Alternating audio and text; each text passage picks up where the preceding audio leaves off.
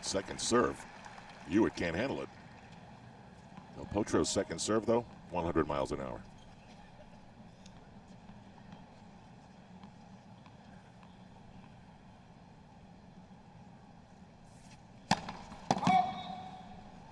Luke, the one thing I thought that was interesting in that Isner-Monfils match was there was a time late in the match when Monfils started serving up changeups.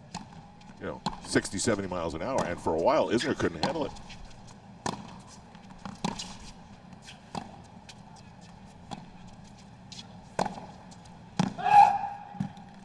Potro is not a fast starter, so if you see him start to shank some balls, and look, he's walking slowly from side to side, that is just how he goes about it. It takes him a little while to warm up and find his timing.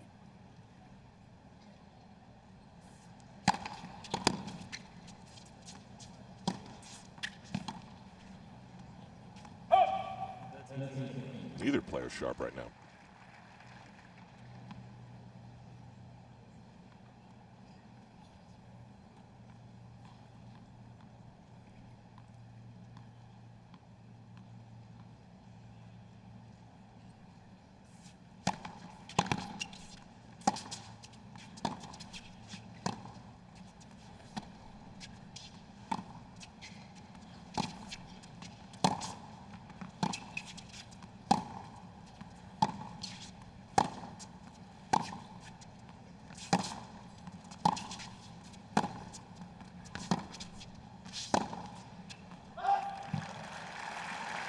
So many different speeds in that one point. Potro trying to really throw a lot of lightning bolts, a lot of thunder across the net. That's just how he plays, extremely aggressive. Lleyton Hewitt trying to take that energy and redirect it. Lleyton Hewitt is not a power player. He's a consistent, well-placed player.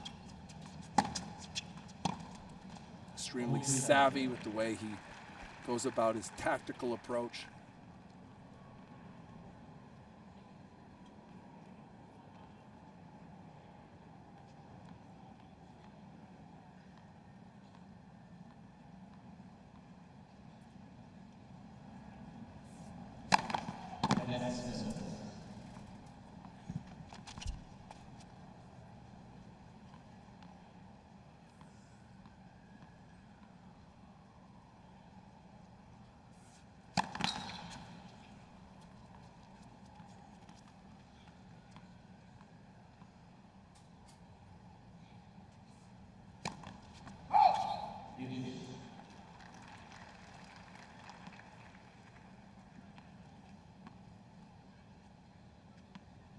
Double faults on game point. A lot of mistakes so far.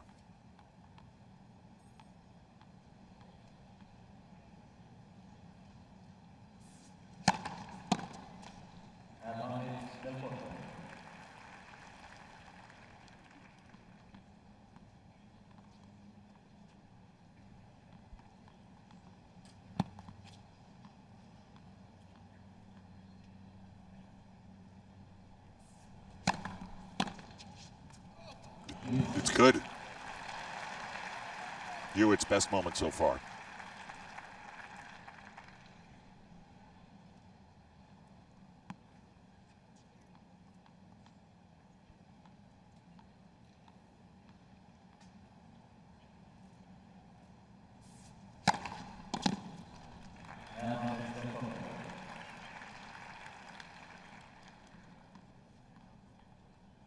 .26-mile-an-hour first serve.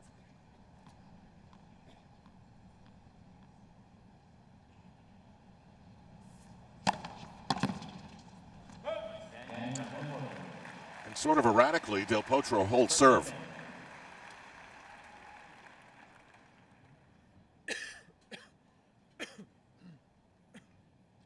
There are some other matches going on right now of interest, so this will be a late arriving crowd at Arthur Ashe tonight. And it is dead silent in here right now. I think everyone's kind of just still in transition from the day session to the night session.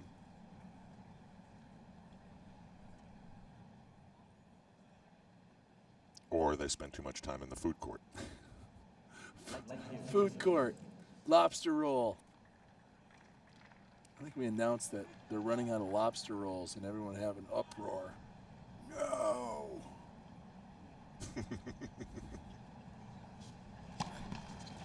So you feel the lobster roll at the Garden with the little shrimp are better than the lobster roll here? I do. It's a texture thing.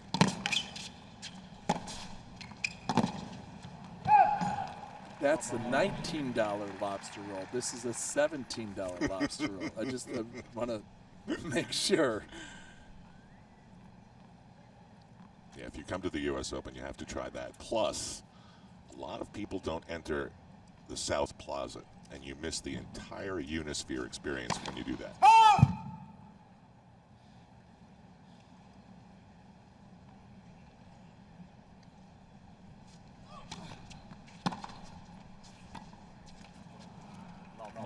Well, this is not the best of Lleyton Hewitt so far, that's for sure. I wonder, you know, even though he is, you know, a veteran of so many years, I mean, this is a big moment for him. This is, you know, this is getting back on Arthur Ashe Stadium. It's been a long time for him. And I would think, you know, when you start taking Advil before the matches and before the practices, you know,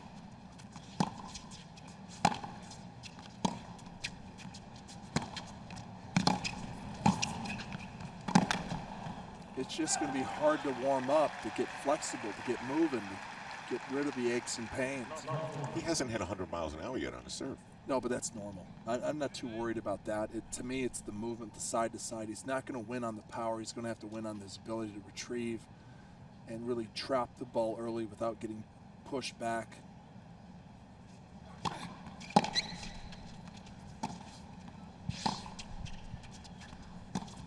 You see right there, he just misplayed that ball.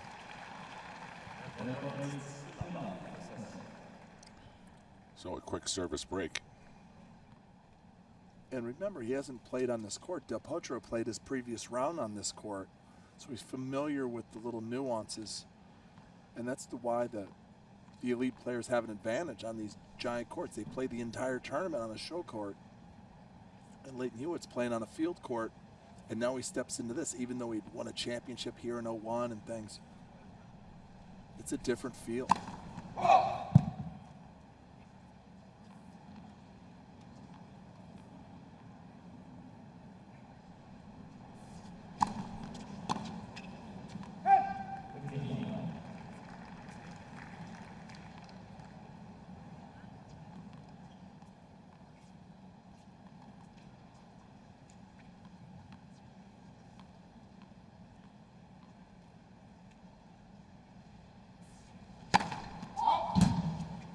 This match has no fire yet, but in that match with Guillermo Garcia Lopez, things got a little testy between he and Del Potro.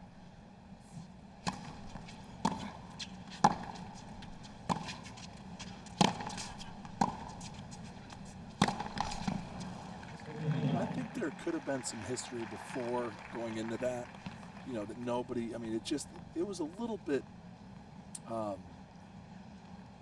don't know, there was a heightened sense of like tension, more than normal. Yeah, he was calling out the trainer and then calling out the trainer. Eventually they told him he couldn't call out the trainer anymore. Ace for Del Potro.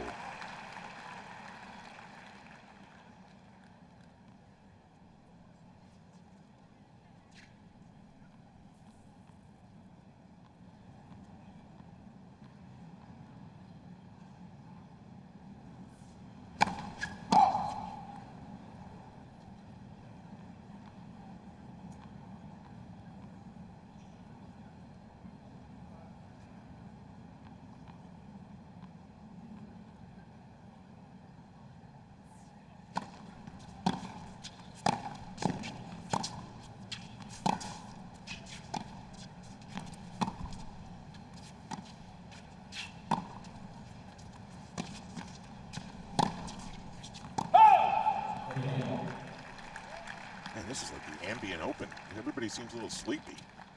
Well, I think they're still trying to figure out, you know, because the sloppy play is really tough to get behind either way. No one's really hitting spectacular shots yet. Both players are just mishitting, misplaying. Not a lot of power, not a lot of pop, not a lot of explosive tennis yet.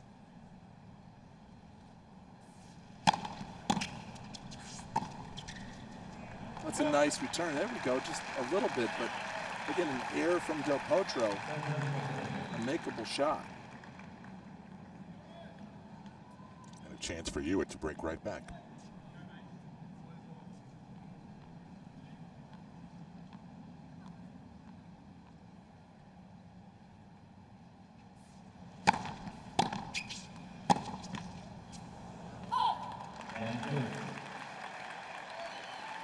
So an exchange of serves between these two.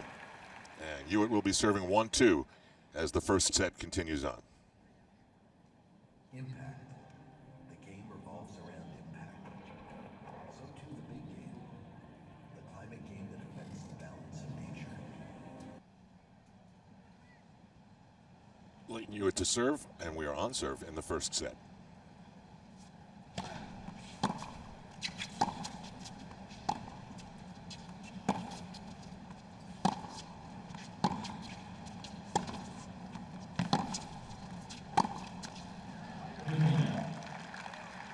Some sloppy play. I mean, both players are really kind of littering up the stat sheet, not able to find anything. Del Potro has 8 unforced errors. We're 3 games in.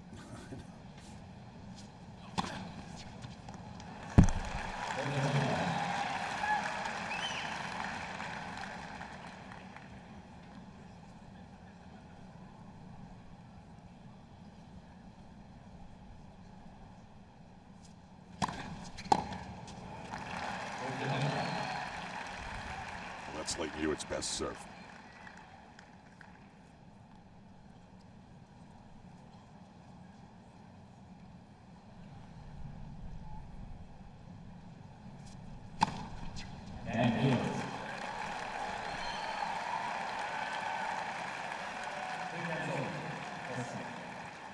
So Lleyton Hewitt's serve awakens. Remember, go to usopen.org where you can shop, get the stats, interviews, highlights, everything about the US Open. Luke's been touting the hoodie. And no, I think I saw the orange hat that your wife was talking about. I've got to track that down. I've been seeing people wear it. I haven't seen it in the store yet.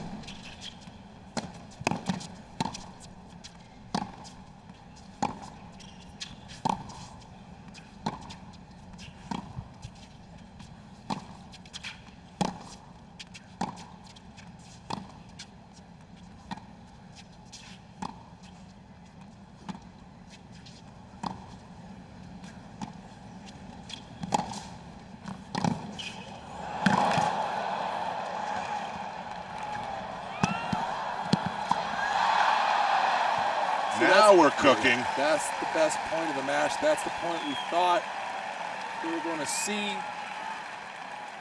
This move and counter move, both of these players using all sorts of shots and parts of the court. Drop shot, reflex volley here.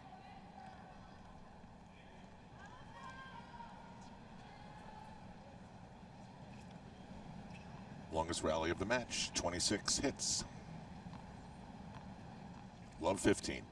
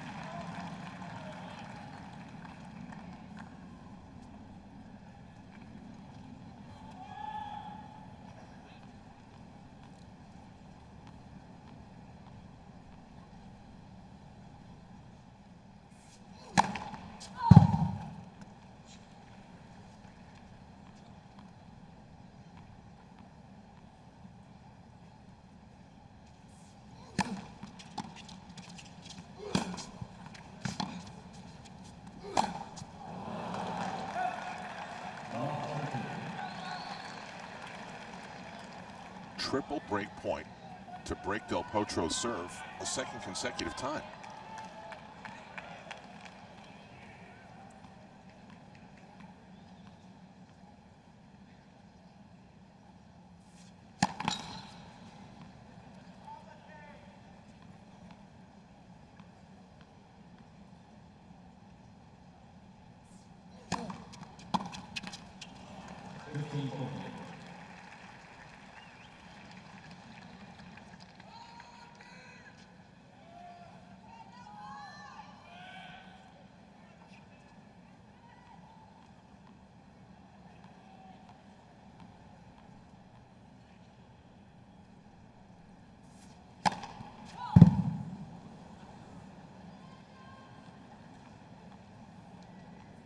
Crowd groaning a little bit. From up here, to me, that looked good.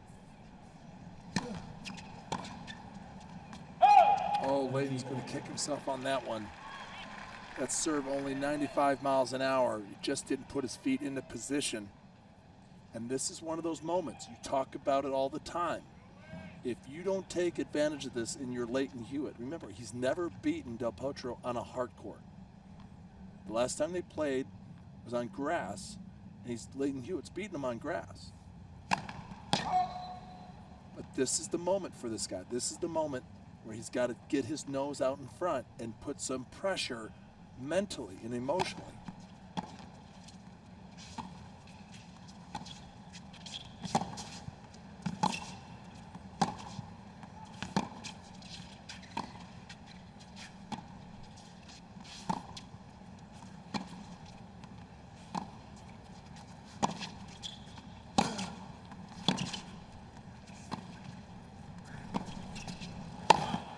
He's 6'8", he's tough to lob. 6'8", if you could get that back, you'd think Lleyton Hewitt would want to dip that return, that passing shot low at the feet at Del Potro. Remember, Del Potro is okay at the net, but he's much, much more of a confident player when he's on the baseline. So you make him hit low volleys, make him get down there. All three break points are gone, and it's always Del Potro who accelerates the points when they go into that slow motion Sunday afternoon hit mode. This is a huge chance,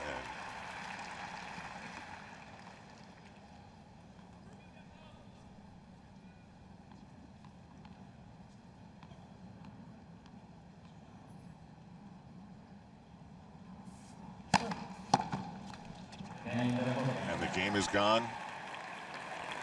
The opportunity to break is gone. 3-2 Del Potro. Had triple break point, couldn't seal it. We're going to look back at this. If he lets his first set slip away, you're going to circle that game and go, you missed the moment. You missed the chance. Well, Del Potro's missed a chance already too. Oh, absolutely, but he's going to have more. He's got so much firepower. He's going to be able to create opportunities so often.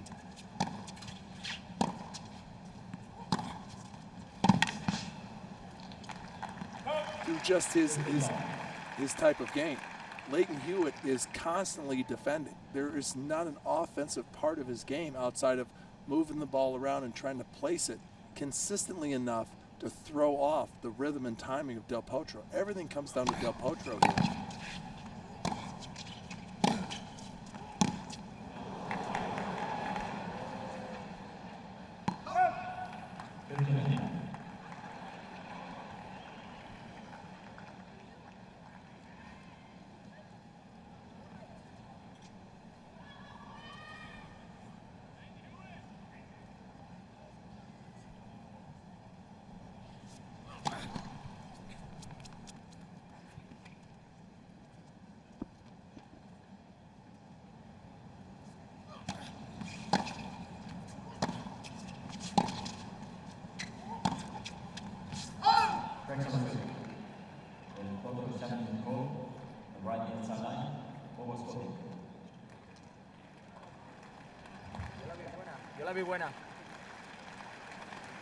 Well, let's check it out. It was in. 13-15. Potro has the chance to remain.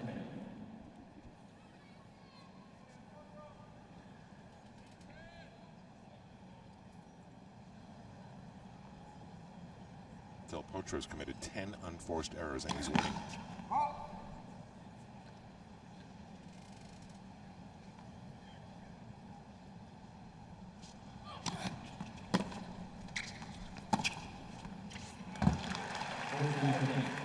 And that's the kind of shot he's got to come up with, close to the sideline. Didn't really hit it that hard,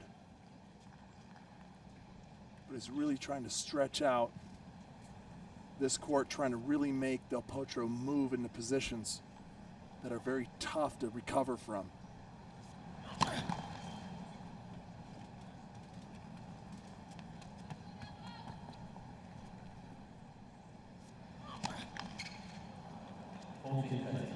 This is unbelievable.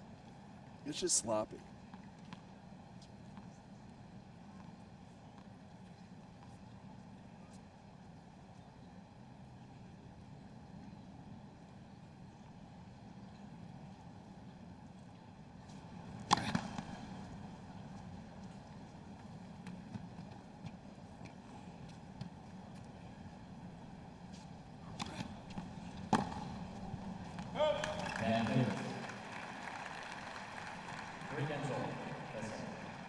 That was an 81-mile-an-hour serve, and Del Potro was handcuffed. But he did move his feet. One of the toughest things to do, and you talked about Isner last night. The changeup? Yeah, the changeups are very difficult to handle. And for Lleyton Hewitt right now, you know, this is the 7th game of the set. I mean, this is a really nice chance if you take advantage of the opportunity to get your nose in front. It's long.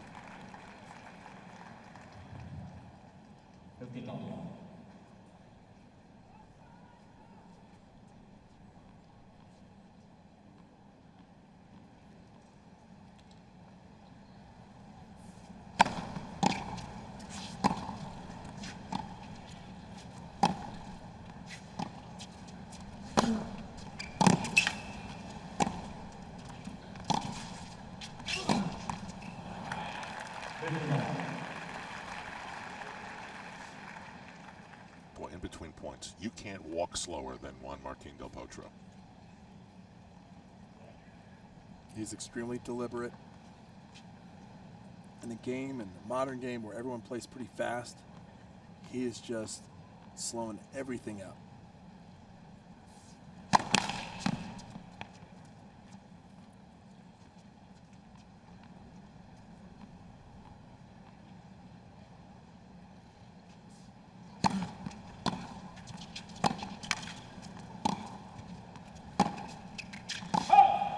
Playing that slow with the ball kids. Now, can you imagine if you're going out to play with him on the park courts or something, and he has to go pick up the ball in the corner. It's a 7-hour match. Exactly. Played 3 games, 7 hours.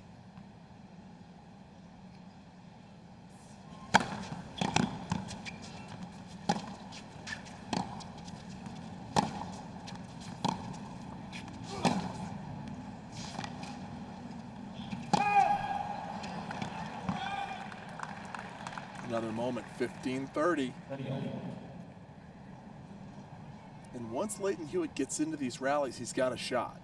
But it's neutralizing the first serve, jumping on the second serve, trying to be aggressive with it. But once he gets into a rally, he's got a fighting shot. And so he can't really afford to have any loose points.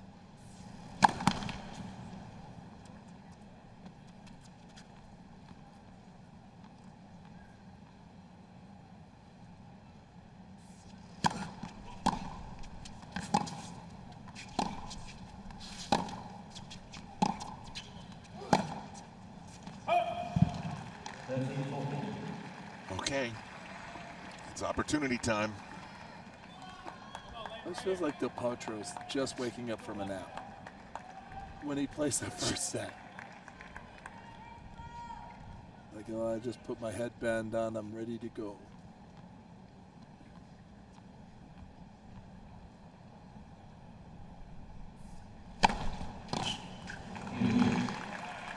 Good time for the big serve.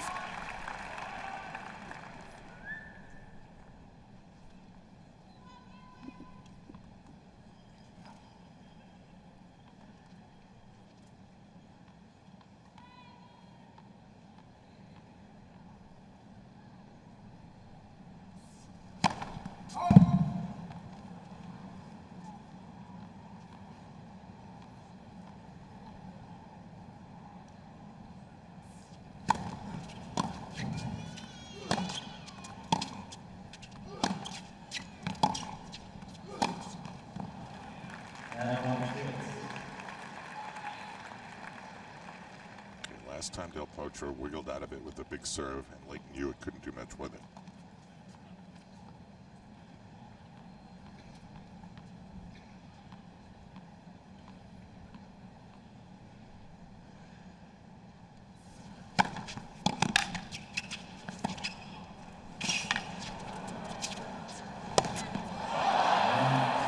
Goodness.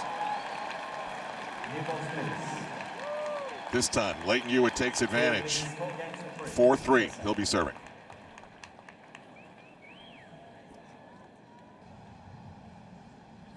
Some people in the crowd getting in their seats behind Del Potro. One thing, you had a question before we started the match. How much was the 4.5 or 4+ hour match in the previous round for Del Potro was going to affect him here? And I said, I don't see it. I don't, you know, he's in condition, he's ready to go. But that's telling me, I mean, he's like kind of sleepwalking right now, but that last shot's telling me, does it tell you that he is not like physically ready to run? Well, I mean, all the signs are there. He's making mental mistakes, he's making physical mistakes.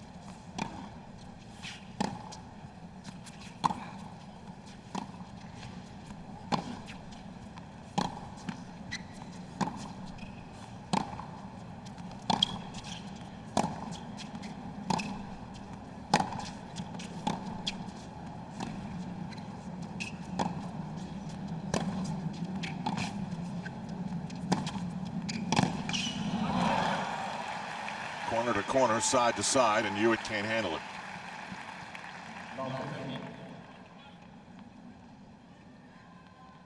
The way this match is going, we'll have another break back.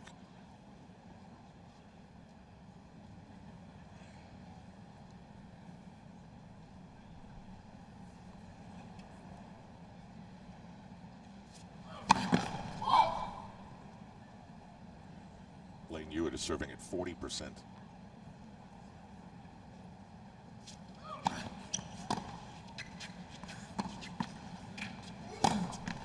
Amazing. At 40% first serves in, he's after that miss on the first serve, he's down to 38%.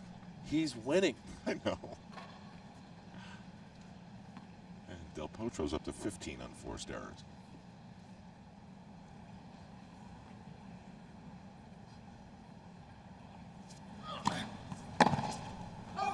This doesn't feel like the U.S. Open right now.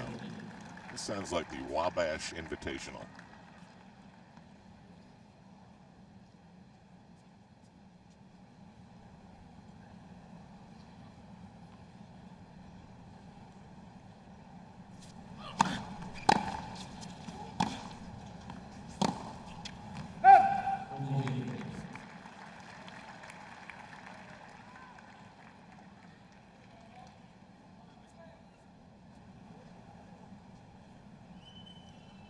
Is it still called holding serve when your serve really had nothing to do with it?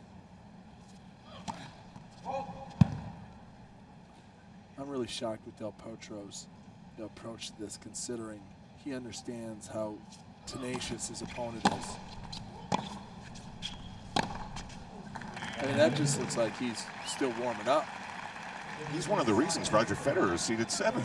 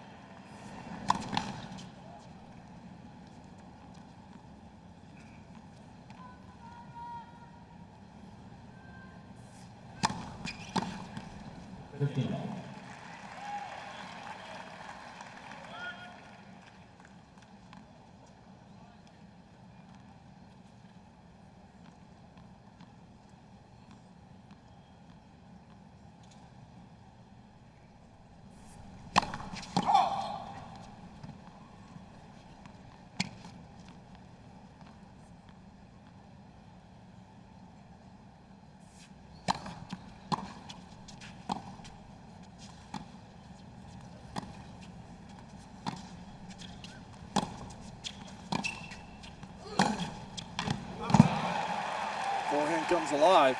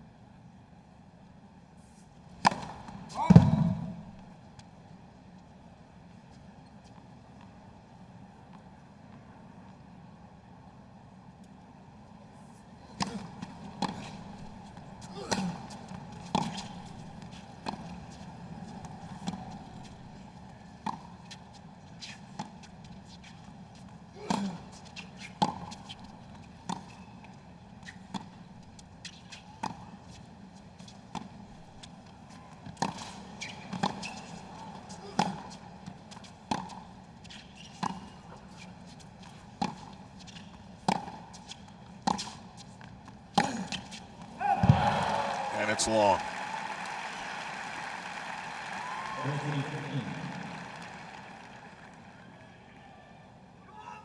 Those tempo changes are pretty interesting. Yeah, no, that's the one thing about Del Potro is that he is one of these power players that will take some pace off the ball and work the point before he sees a ball he likes.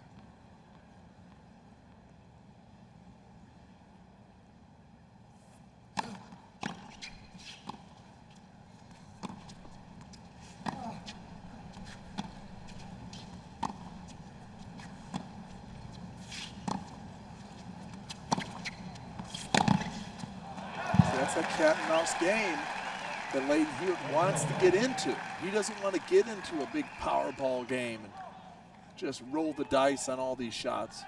He can't handle that type of severe punishment.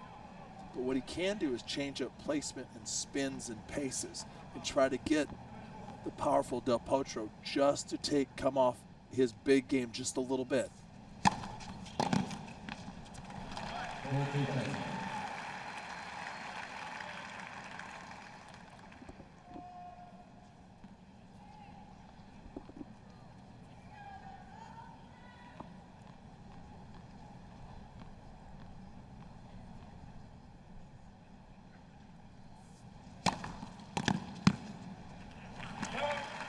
Lleyton Hewitt's having a lot of trouble handling that first serve when he gets it in, but he'll be serving for the set when we come back.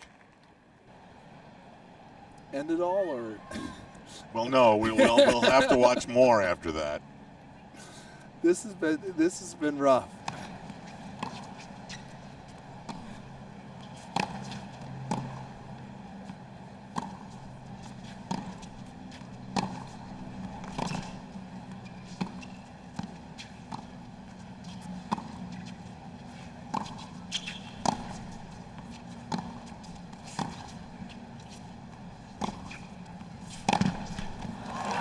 It was one of Hewitt's better shots, wasn't it? Yeah, and just really finding his game, starting out with the backhand slice, backhand drive, and then getting a ball in the middle of the court and taking that forehand and putting a nice little bit of topspin on it to the other sideline.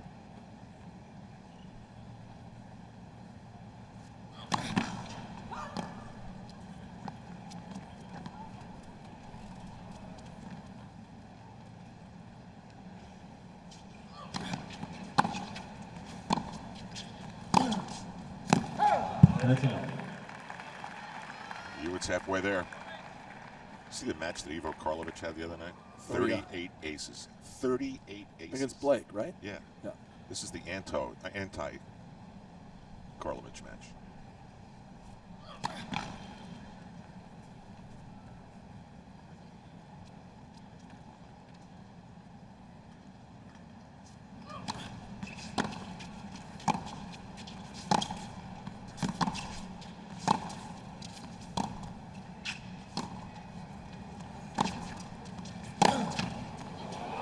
Good. There's that forehand.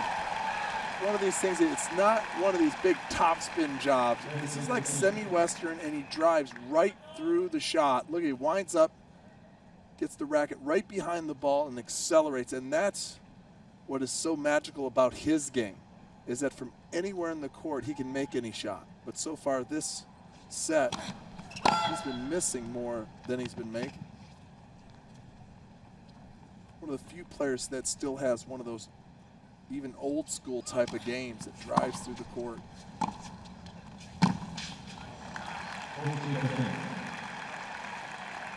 The advantage of the Eastern or semi-Western grip is that you can short hop a lot of balls. You see Roger Federer has that, Tommy Haas. Here's your double set point. Your wily veteran, 2001 champion with a double set point.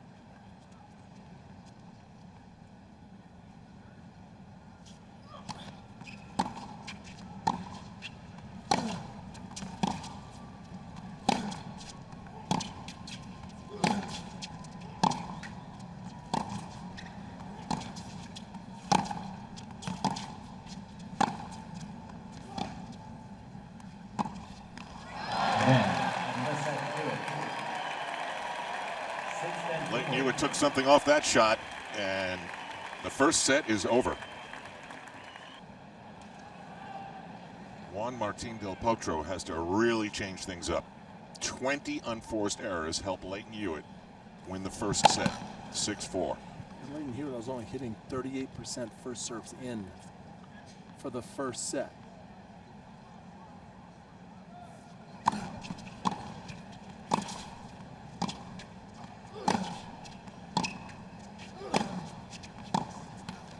Great example in the first set how where everyone feels that the game is getting bigger and stronger and faster, and there's no doubt about it. But really kind of a relic like Lleyton Hewitt, you know what I mean, who's still out there grinding and plays with his brains and his wits, his high tennis IQ, still is able to be relevant and throw your opponent off and make it difficult. Oh, they couldn't be more different as players, right? Oh, completely different. Mindset, complete. It's one of those things where if Del Potro's talent had the heart and mind of a Hewitt, see what I mean? I mean, if you could just mesh the two, you've got the ultimate warrior.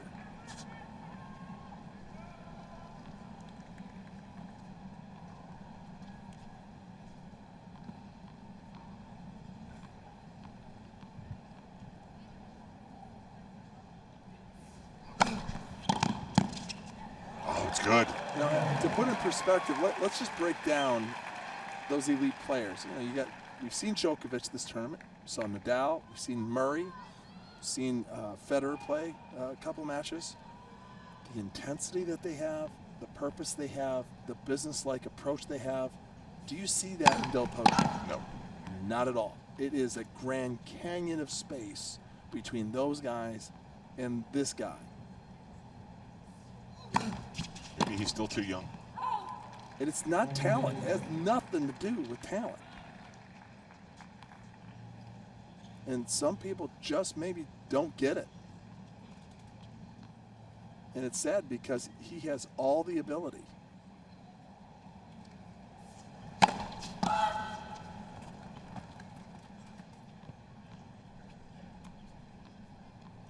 Well, there's a long list of players who have talent and don't get it. Right.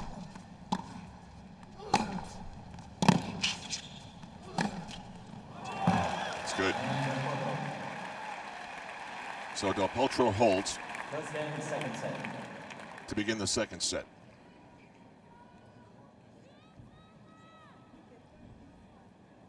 Look at some of the stats. Look at that first serve percentage of Lleyton Hewitt. But look at the unforced errors. That's the big one. Compare it. 5 to 20 from Del Potro. That is the big one.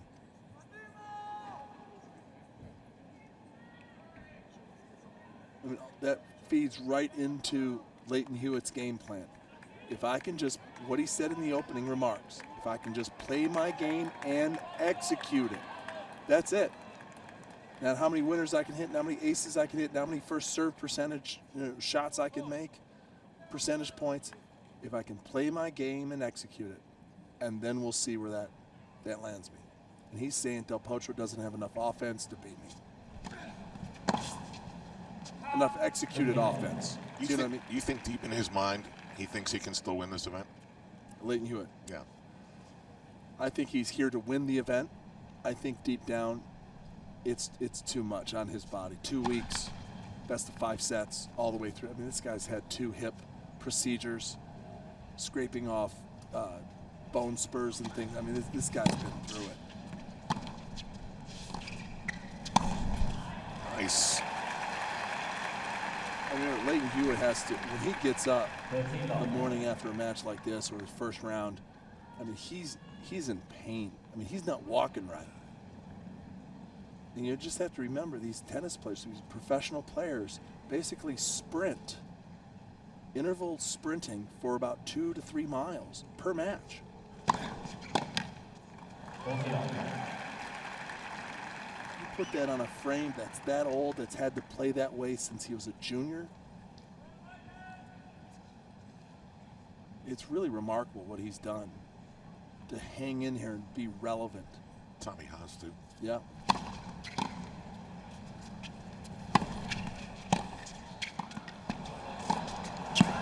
Oh. Now, I called Tommy Haas's match today, and I would say the one thing about Tommy Haas that keeps him around as a seeded player is that he's got a cannon of a serve. You know, he can still pop it at 130, 125, and get out of some free points. Lleyton Hewitt's, his fastest so far has been 117 miles an hour, but that is very rare.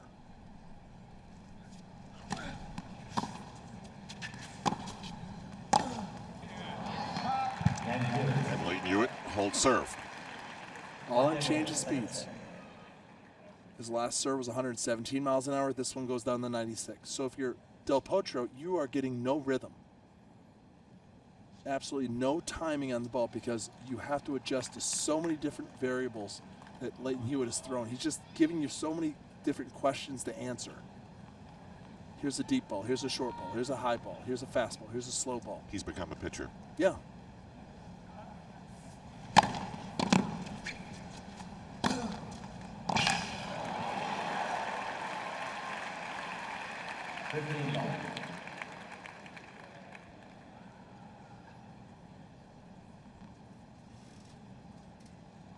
Oh, that hurts.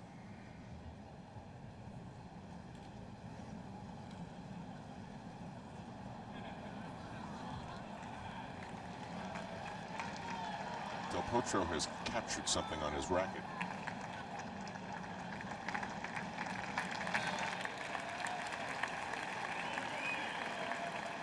And gingerly placed it someplace safe. Crowd liked it.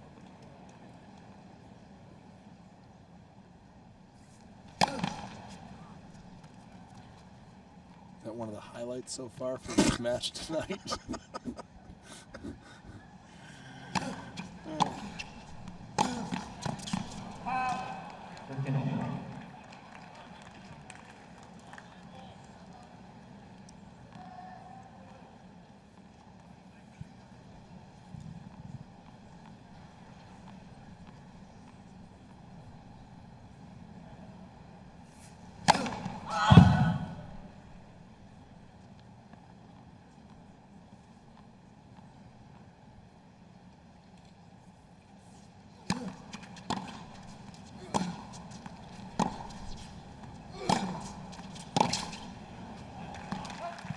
And that's what you need to do if you're Del Potro. Instead of trying to play the cat and mouse game, the change of pace game that Lleyton Hewitt wants to play, you really want to put him in a corner and just kind of bash him, just to hit through him.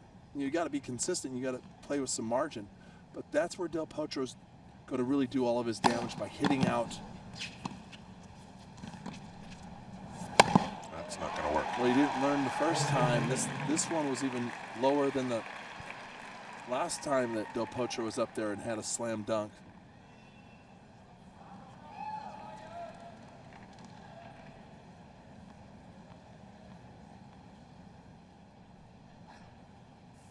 And Del Potro aces his way to hold serve.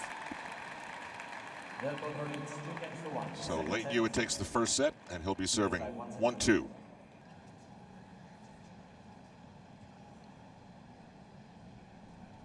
Lleyton Hewitt to serve. 1-2 on serve, second set.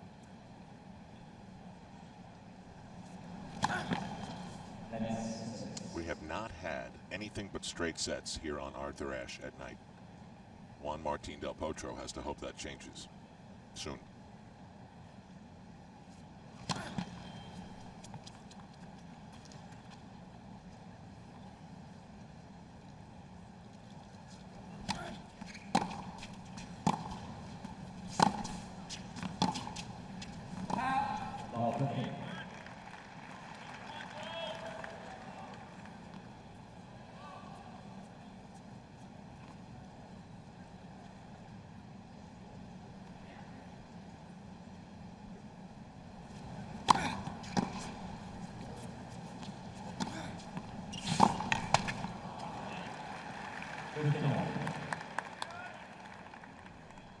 Maybe Lleyton Hewitt should try doing that a little bit more. He's in a really weird situation right now because he has the first set in hand, and he has kind of a winning game plan, just waiting for Del Potro to miss. But he's got to be very careful.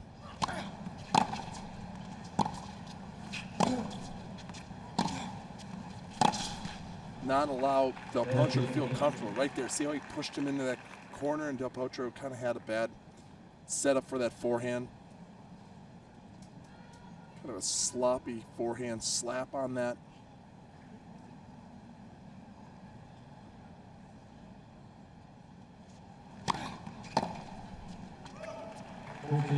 Wow. 113 miles an hour, a good solid ball in the corner.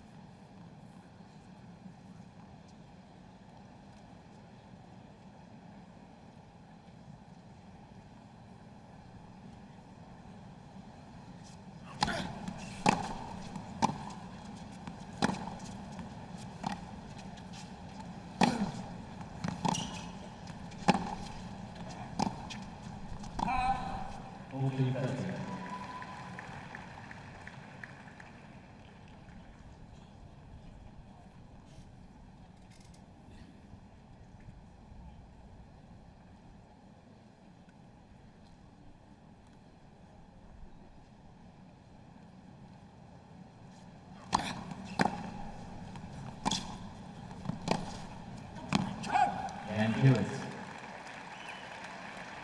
games over. Second set. 2-all. 1 minute it looks like Del Potro may be dialing it up a little bit, and then no. Remember, go to usopen.org where you can shop for all the latest t-shirts, caps, the towels that the players use, and they're cool. And you can also check out the highlights, the match schedules, stats, highlights, interviews, press conferences, usopen.org.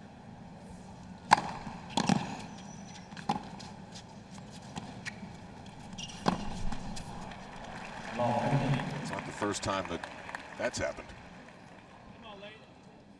If this thing keeps going the way it is, they may be able to burn a DVD, and you could probably buy this match on usopen.org. Well, that's another wrinkle in Lleyton Hewitt's game. I mean, he has been able to move forward. One of the things that people don't realize is Lleyton Hewitt's first Grand Slam title was here at the US Open in 2000 in men's doubles. And he won men's doubles with Max Murney, the beast. And then he won the singles the very next year. So he's extremely capable around the net.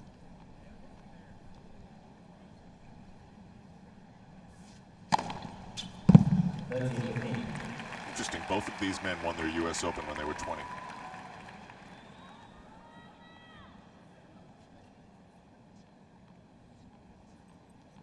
That was an interesting doubles pairing. The Belarusian beast and Max Murney, he's like 6'8", 6'9". Lleyton Hewitt just, you know, a dwarf next to that guy.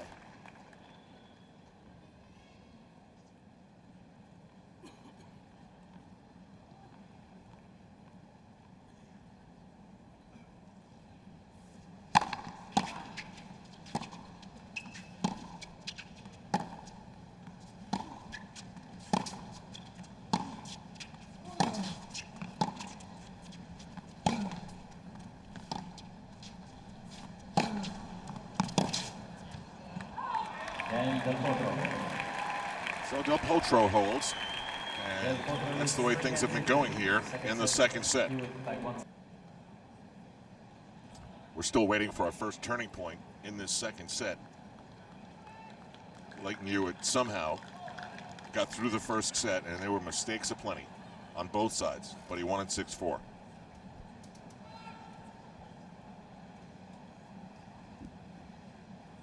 We had that one good point. We thought we were cooking, and then nothing. I just think it's hard for Del Potro to really get a read on Lleyton Hewitt's kind of game plan right now without waking up his mind, waking up his energy.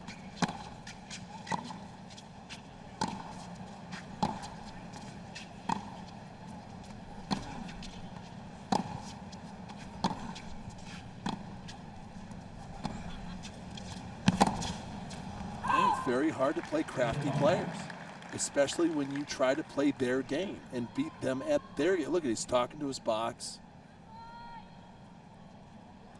That's the first visual sign of frustration. I think all the little factors, the long match, the round before, in the heat, middle of the day, you're on this stadium court, all the drama in the press conference, him answering this, that's been a big hot topic. You know, that fiery match that he had in the previous round.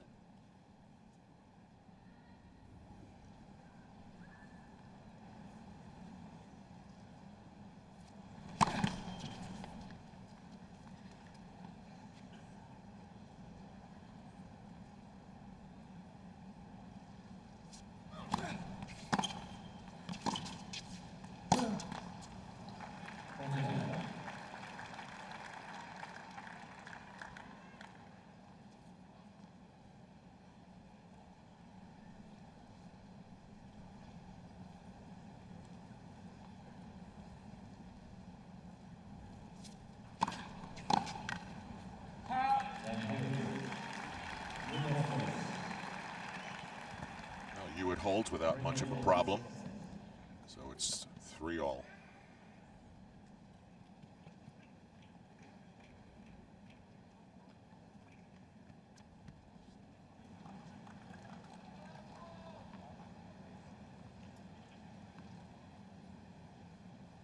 This place is still quiet. Really? I don't think I've ever heard it this quiet during a mark. It really. And it's almost full. Yeah.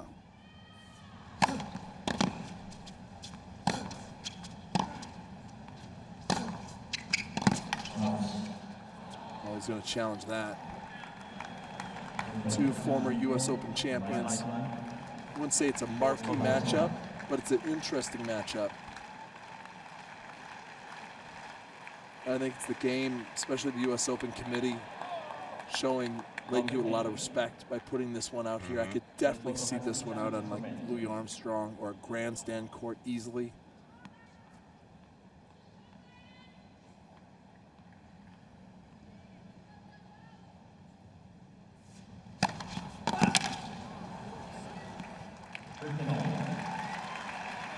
That's a clutch serve. That's a big time serve. Down a set, 3-all. The important 7th game.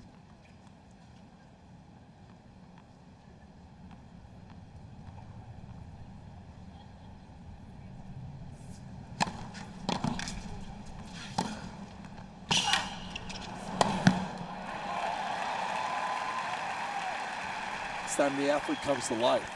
I mean, this is what you want to see from Del Potro. Big penetrating ground strokes, recognizing the opponent is going to be hitting a high defensive shot to just get the ball back, and you just climb all over it. You see Del Potro just flying in there with the put away.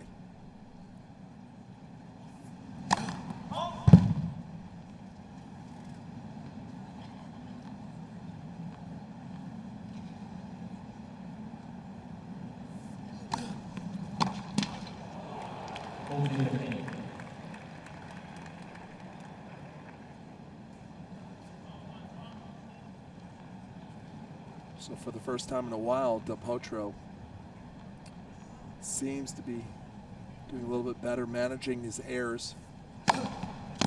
Only 6 right now. That nice ace could get him going. Serve comes alive. And he leads 4-3 in the second.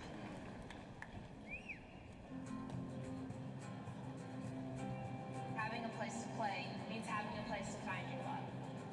After almost 100 fresh courts and thousands of fresh faces, we've found a lot of love. American Express is bringing tennis to people all over the country. I'm Sloan Stevens, together with the USTA, local leaders across the country, and American Express. I'm a member of a brighter community.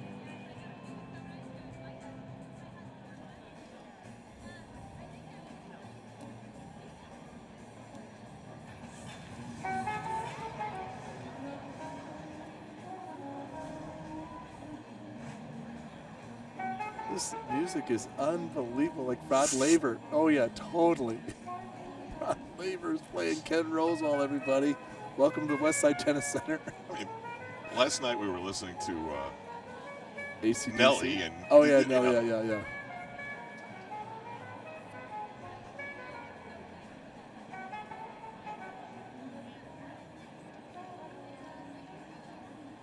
Time.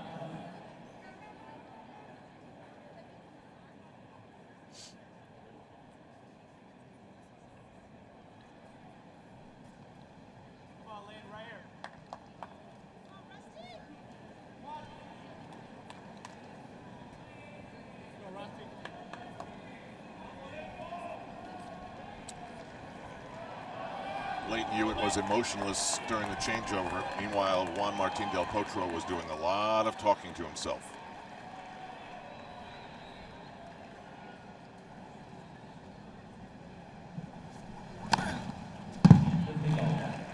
.117, nice ace. One thing that Lleyton Hewitt does on his serve, he doesn't have the height that Del Potro has, but he really uses his body momentum and weight going into the serve. Watch this.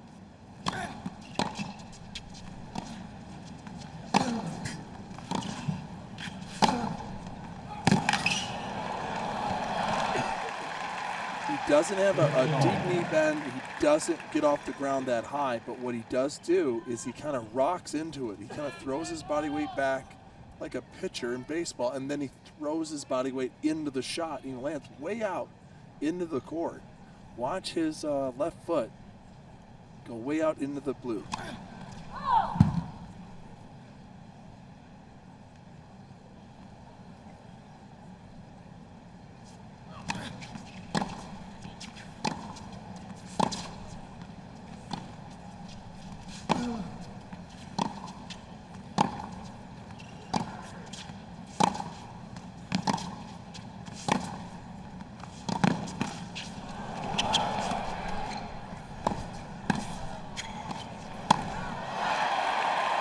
The better he moves, the better he plays. Del Potro starting to really wake up that frame, get the concrete out of his shoes and start moving.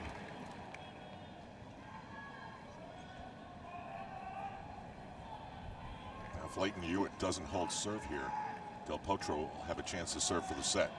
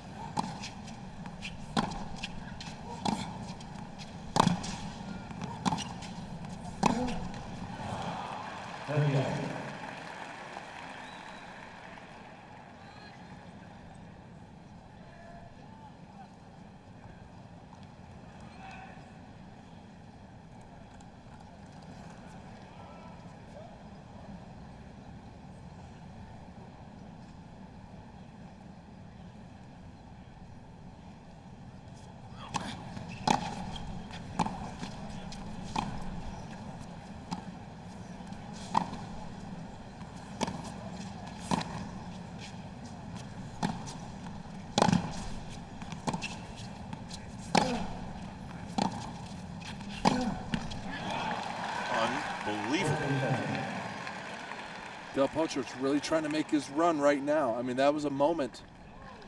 That's 30 all. He's hitting himself in the head with the racket. Yeah, they have a video clip from previous years he does that. That just can't help the brainwaves. He looks sluggish. He looks sleepy.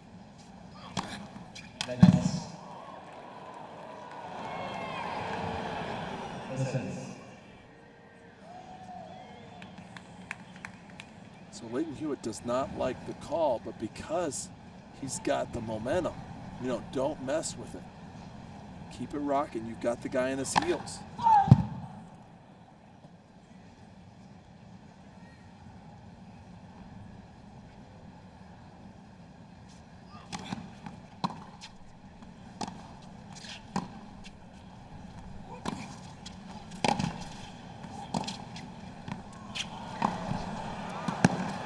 Look at that explosion right from the middle of the court. Lleyton Hewitt notices he's kind of shanked the ball short to the backhand of Del Potro.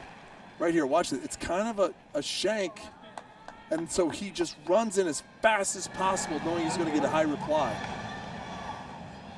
That's all instinct. That is just tennis IQ. Understanding the situation, where you are in the court, what your opponent is having to deal with, and capitalizing on it.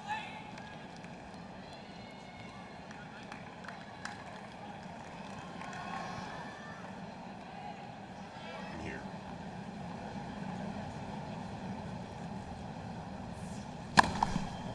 Unique pressure for both players, because the Potro obviously does not want to go down 2-0 and face that giant climb out of the hole he'll be in. And Lleyton Hewitt sensing the opportunity, the blood in the water. And here we go. I mean, this is... Do you know how many times Del Potro has come back from 0-2 in his career? I'm going 0. You got it.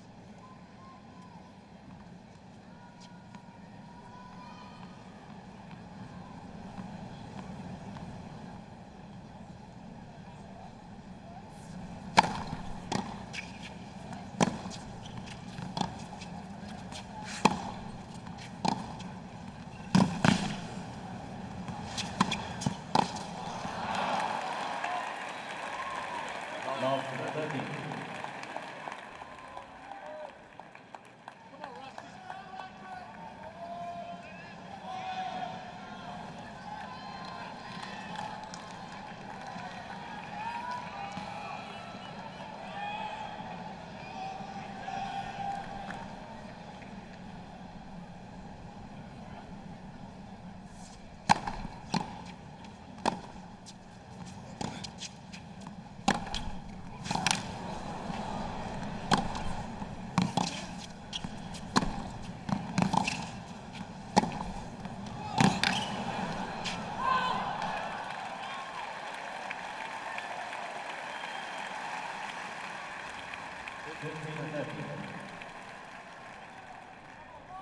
Potro was yanking Hewitt all over the place. You know, he's figured out a way, I think, Lou, to get that first serve return. He's just stabbing at the ball. Oh, absolutely. Talk about a moment once again. I mean, this match is going to be really turning in the next 5 minutes.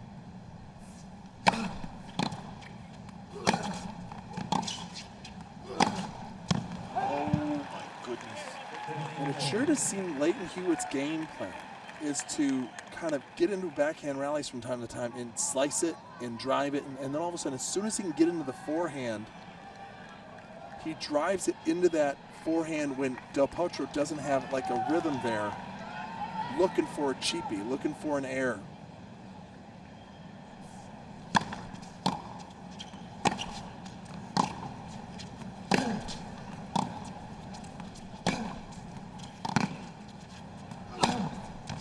See, and that's the situation he wants to stay out of, where Del Potro's dictating the middle of the court with his forehand where he can go inside out, and then the big boy was inside in. There's the inside out, and this is what he sets up. He's ready for it and accelerates low to high, puts a little bit of roll to keep it safe.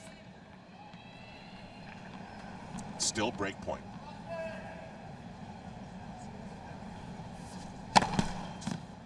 Oh, this is trouble. He hasn't hit a double fault this set. Only one for the match.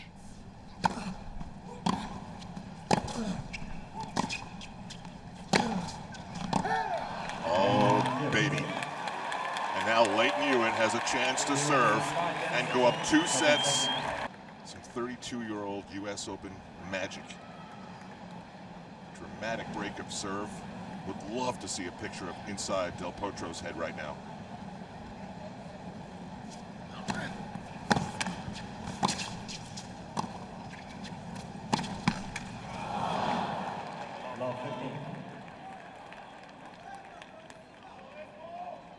How he navigates this game, negotiates this game, is really, truly the match. It's unreal how many things have to go your way. The draw, the weather, your opponent, and sometimes the ball off the net. Come on. And this is where a counter puncher has problems, when it's time to really throw a punch.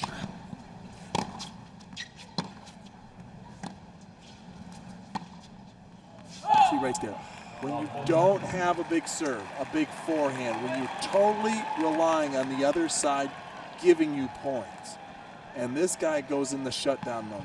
Just a typical play for anyone who's behind. You have to just clean up the errors, manage your unforced errors, and see if the other team, can get the ball past the goal line. Can Lleyton Hewitt honestly hit enough big shots to win this game? And so far, it's 2 unforced errors. The pressure is really on Lleyton Hewitt, and everybody knows it.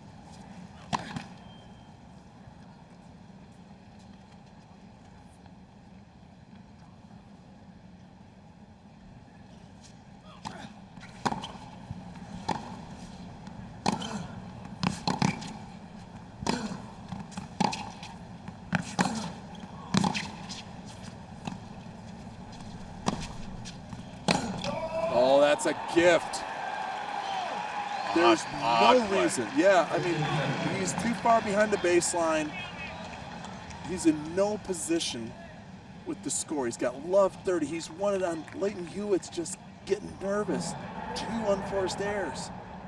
See if Lleyton Hewitt can hold his nerve.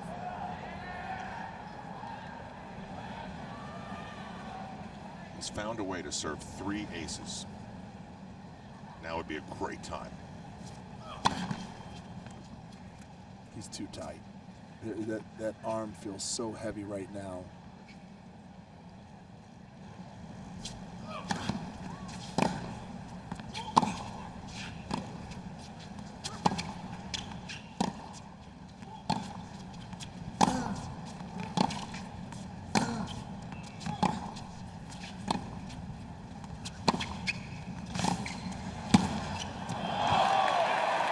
Picked a perfect time to do that. He had an early opportunity, and he elected to stay back. And then he waits and waits, and he gets a better opportunity here right around the service line. He doesn't hit a big shot, but a deep shot. And this allows him to get in. See that low volley? You've got to bend your knees. That is great. And look at the fighter. Nicknamed Rusty down in Aussie. 30 all, he's halfway there.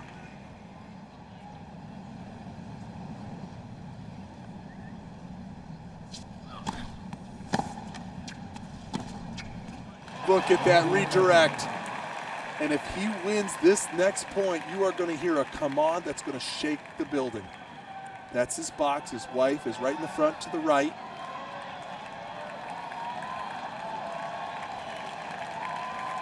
They even have the intensity. They even have the look. Thank you. New York knows it. This is the moment.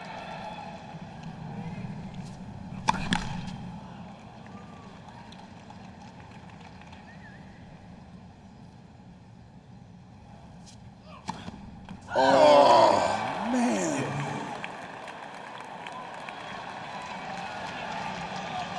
The second double fault of the match, the first for the entire set. The serve only went 88 miles an hour, and he pushed it long. But this is why he's here, to fight, to go through the suffering and the pain.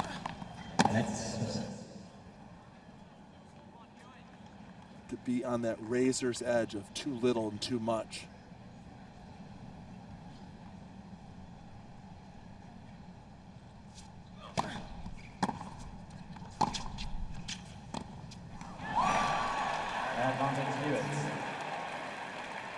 You know, even for all the mistakes, it's at the point where it's very dramatic and it's very interesting. It's unbelievable, because at any time, Del Potro can just turn on the lights and just get going. Look at, he's barking to himself. Come on, Rusty.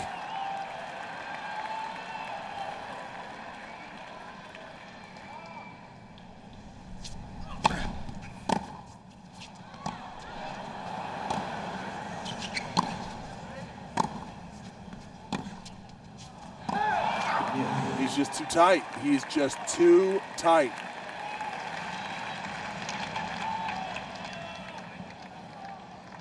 And Del Potro knows it. Del Potro is just hanging in the weeds, even though his back is against the wall. He's saying to Lleyton Hewitt, if you can take it, you're going to have to earn it.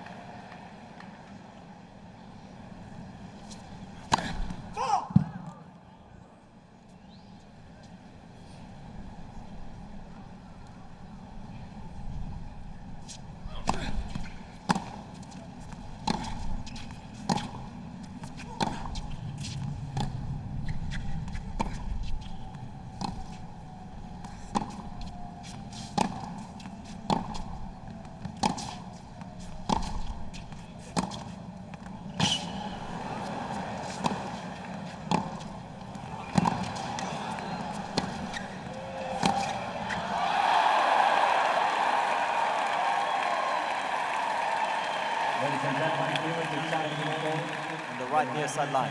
Ball was called in. That was called in. I could not see that. What do you got? Oh, man.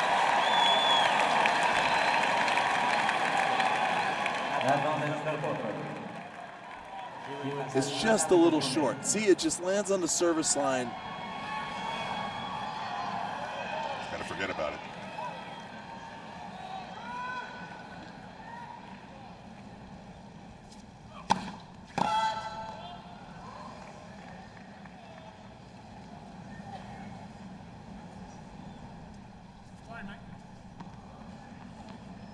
Did he just say blimey? No, no. Sorry, mate. It's an old Patrick Rafter thing when you mess up the toss. Double. Unbelievable. A legend, a future Hall of Famer like Lleyton Hewitt serves 2 double faults in the set, in the same game, when he's serving for the second set to go up 2 sets to love. Nerves never leave you. That's how you deal with it. Franco Davin, former lefty player on the HV Tour, now coaching Del Potro.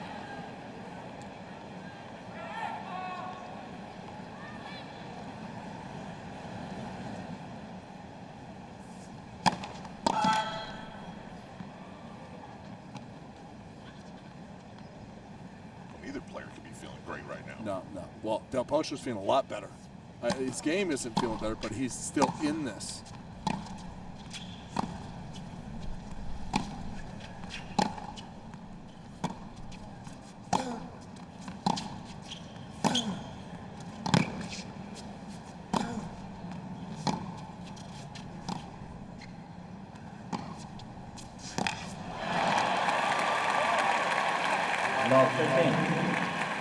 Well, there are times when the ball is almost frozen in midair. It's going so slow.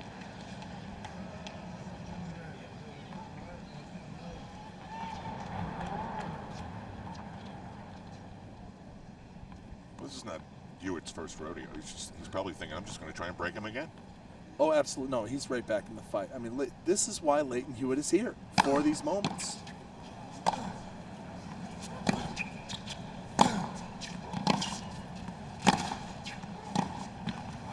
Can't find this in your life where, you know, you've got to prove yourself every time you step on the court, no matter how many trophies are in your trophy case, how much money you've won, how many miles you've traveled. You have to somehow draw up the courage to work it out, to get through those nerves, that anxiety, and to win.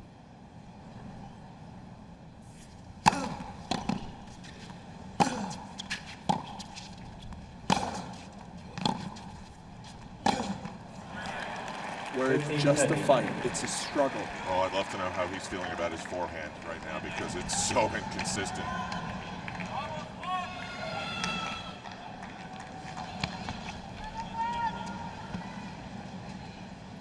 Look at that, 26 unforced errors of his forehand. 15-30.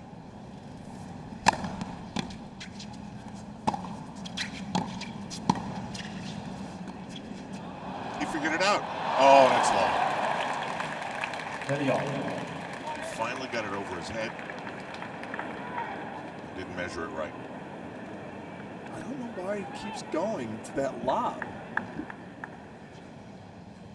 The previous two were just too short. I would be making Del Potro just hit low volleys.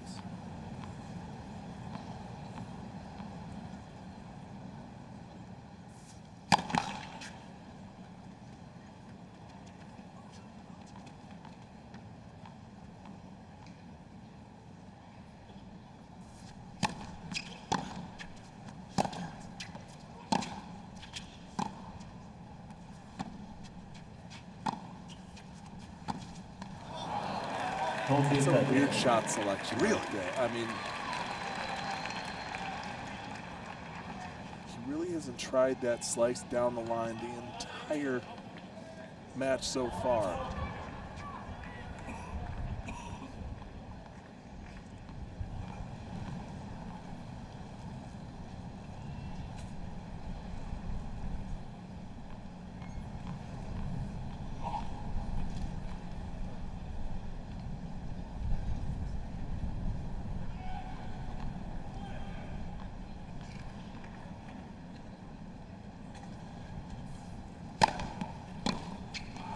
He took an extra long time and led to something good.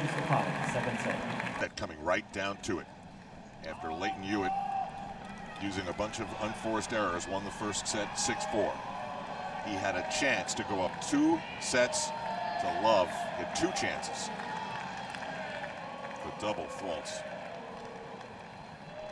You can hear the Del Potro fans starting to sing the Del Po song.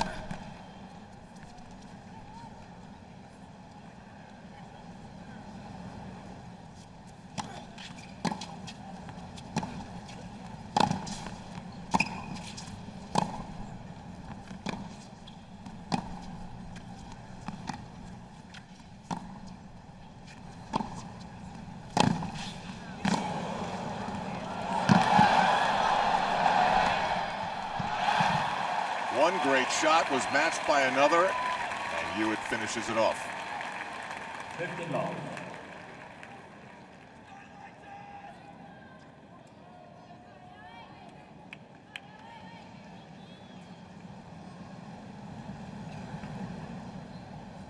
He came close to launching that.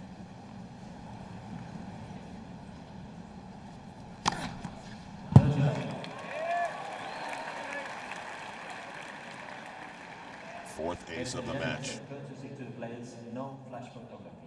Thank you.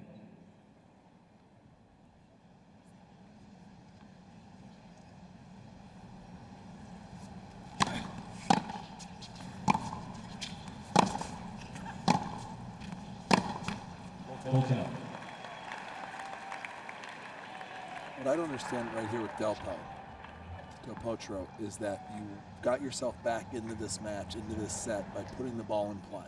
So much for momentum. Yeah. And you just killed it.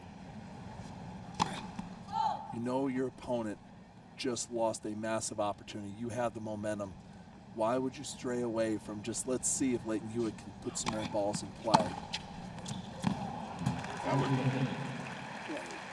40 love, I mean, that's, again, it's just swinging at the ball. I don't see any purpose behind his tactics and strategy outside of it's up in the strikes. I'm just going to hit it. He's just too hot and cold right now.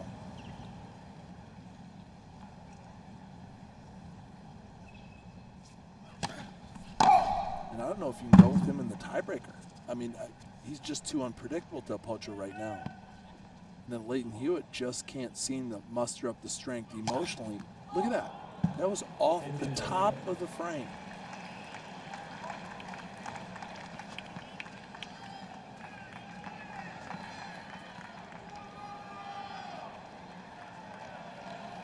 Third double fault for the set, 4 for the match. There's more double faults than aces in this set.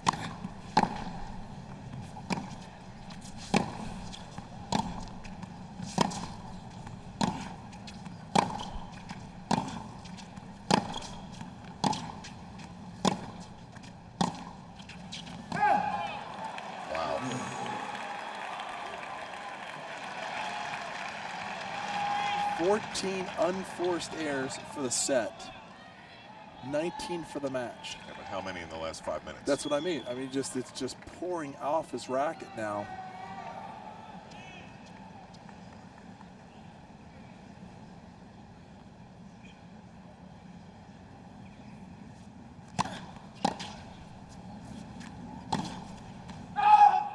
Why would he be so nervous? There's so much more to this match. Because he knows Lowest goes out.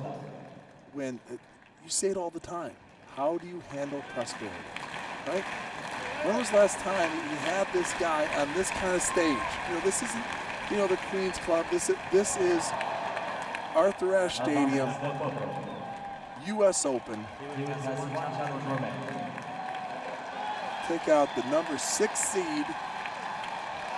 Thank you. What a turnaround. Set point for Del Potro.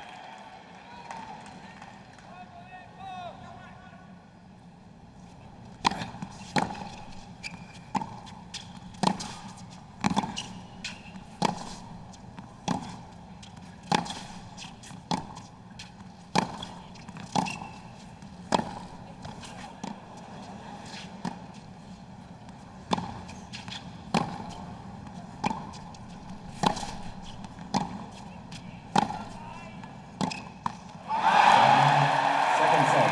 Del Potro. 9 o'clock East Coast time. Some serious dramatic tennis in the last part of the second set. Del Potro was down set points, fought his way back. In the second set, 7-5, or a set apiece.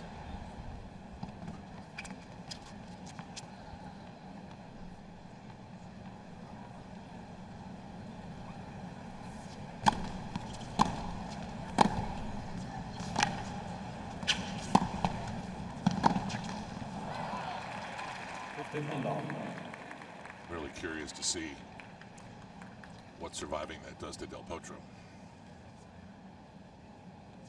Not to mention Lleyton Hewitt. Yeah, really. I mean, he is not going to stop fighting, but he has got to be extremely disappointed the way he messed up that second set. I mean, really messed it up.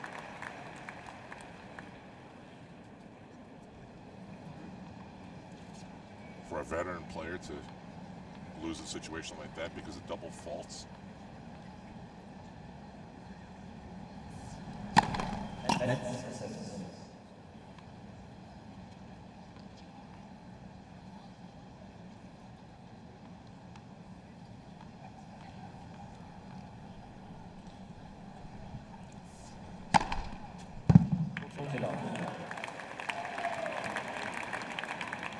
Big time serve, but his serve percentage had dropped. Now it's back up to 67.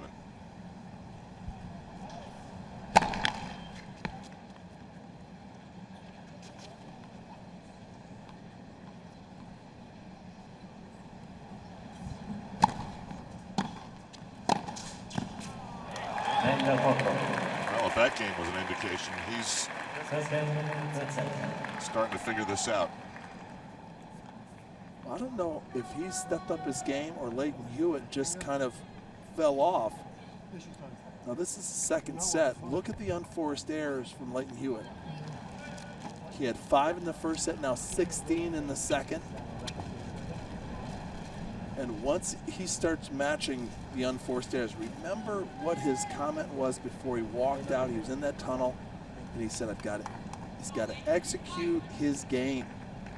First set he did it, he had the opportunity right there with a break, serving for it, and then lost his nerve, lost that just rhythm and timing, and just got too nervous. And that's what happens with defensive players when it's time for them to step up.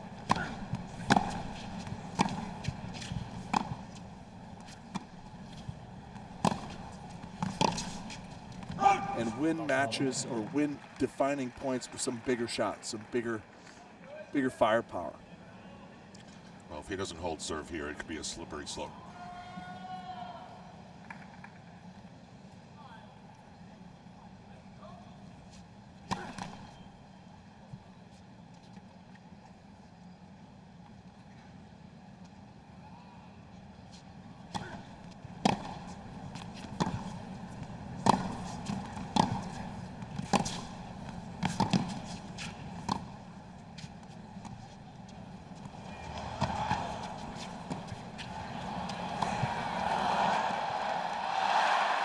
keeps going that lob. This time at least it got over his head and was going in the court. Franco Davin, once again, the coach of Del Potro. It's a lonely place for him right there. No one wants to be around him. He's so tall. Yeah.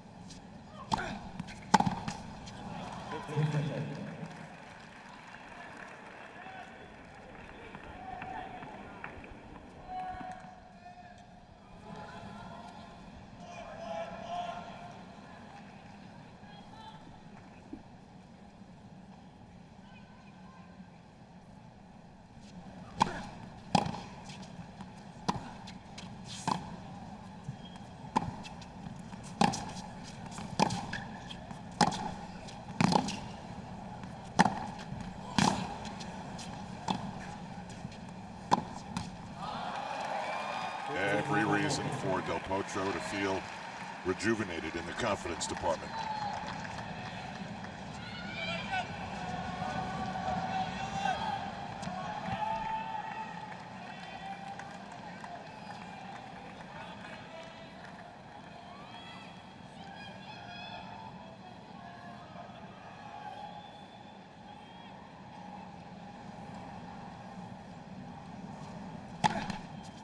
He's getting nothing from his first serve.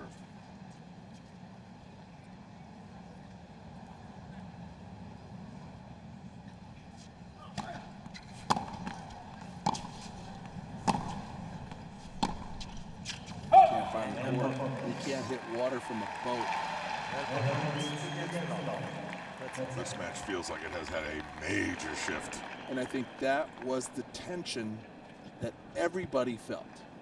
From Lleyton Hewitt to his box to all the fans, that if he didn't take advantage of that moment once again and handle prosperity, this was going to be a problem.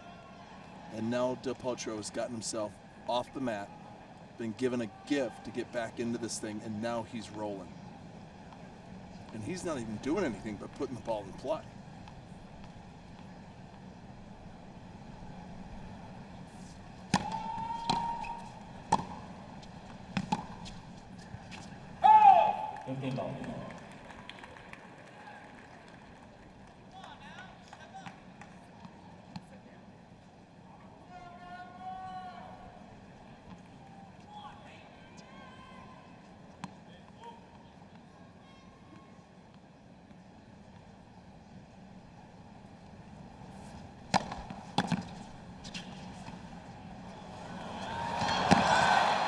Hewitt can't get there.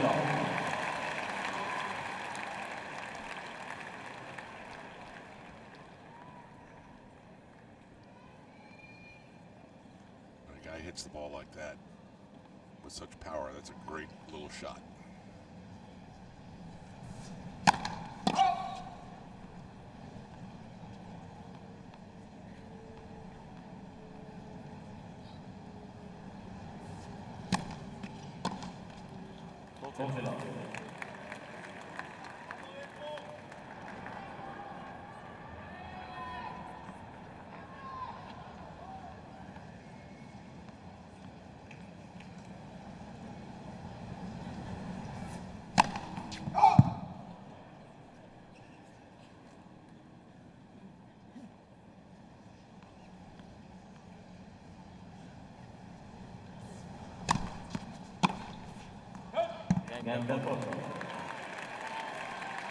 Lleyton Hewitt is in free fall right now.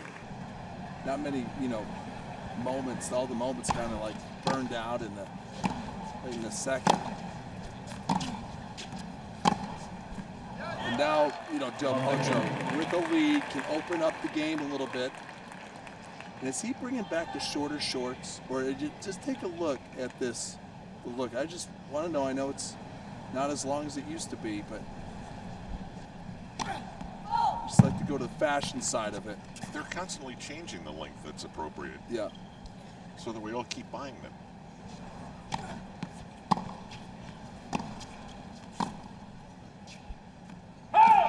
Lleyton's got the longer ones. And Del Potro's, I mean, Del Potro challenging the corner of the left baseline. he's moving up. I thought this ball was good. Well, he just still doesn't look that interested, does it? I mean, he's just kind of out for a nice. 15-all. Del Potro has 2 challenges remaining.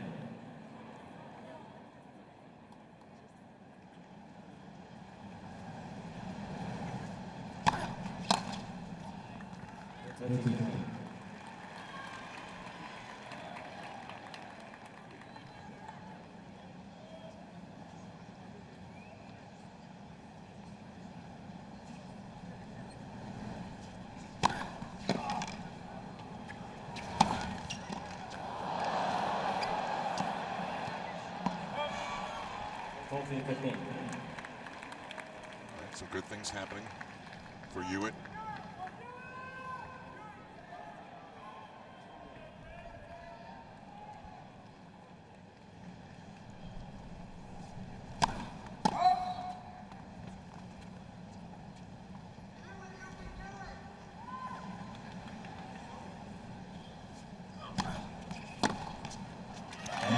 The thing that always strikes me about these long matches is the concentration factor. I mean, to be concentrated for such a long period of time, or try to be. Remember, go to usopen.org. Follow #USOpen on Facebook as well. You can shop there for towels, hats, tees, and more. Get your highlights, stats, schedule, live streams of the matches. usopen.org.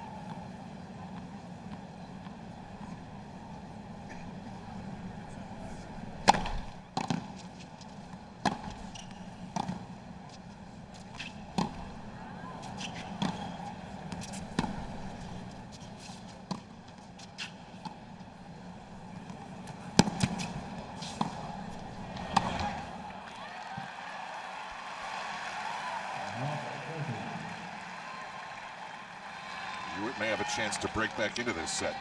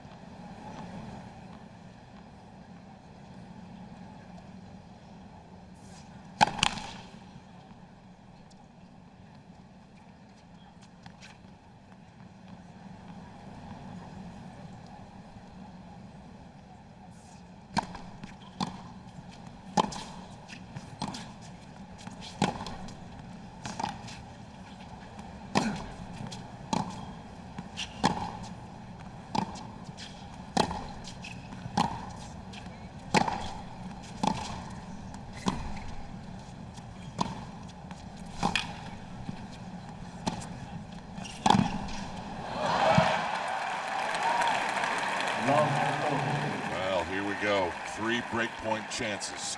Can he seal the deal this time? So much more assertive with his ground game, especially from the midcourt in. That transition part of the court.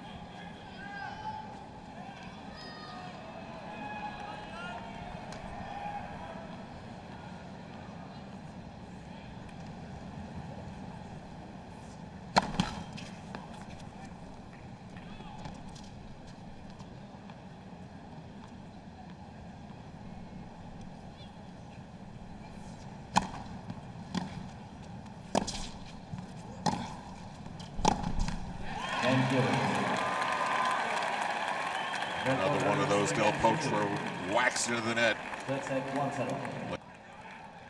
Del Potro, so many mistakes in the first set. Hewitt was able to survive it. Then he had points to go up 2 sets to love, something that Del Potro has never come back from. And he double faulted those chances away. And now he looked like he was dead in the water through the first 3 games of this 3rd set.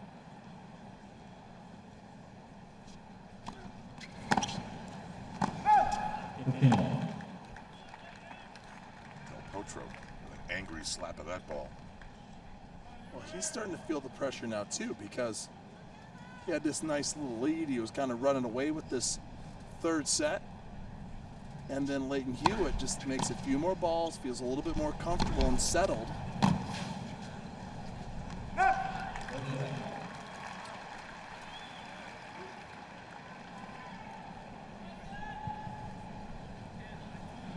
Two hours into this.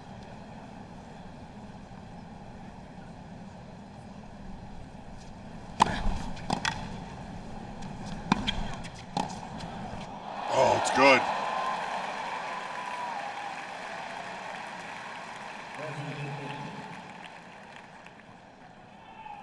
One thing, Lleyton Hewitt is getting some meat on these first serves, but that's just too good.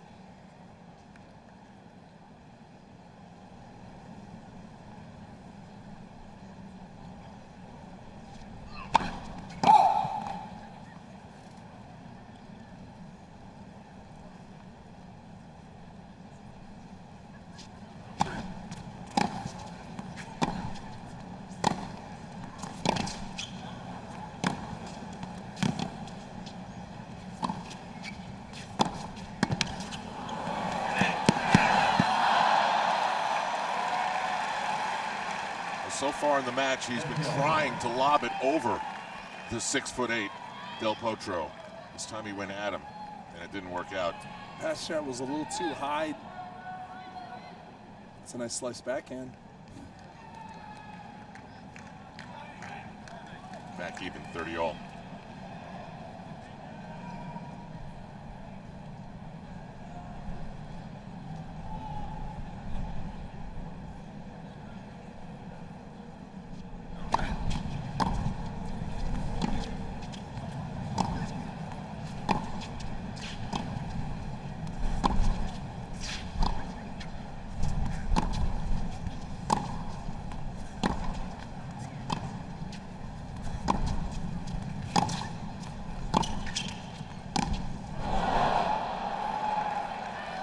A really big shot from Lleyton Hewitt to get that unforced error. How many is he up to now? 39. For the match. Right.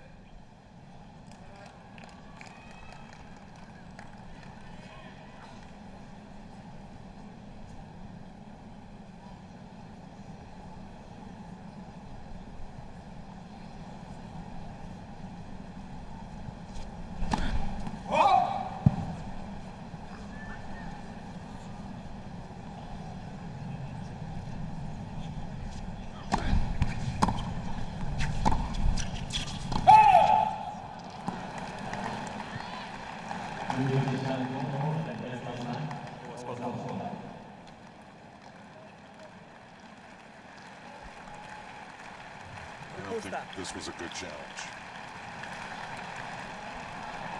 It was out. Right, yeah. And now, Del Potro has a chance to put an end and kill this mini comeback.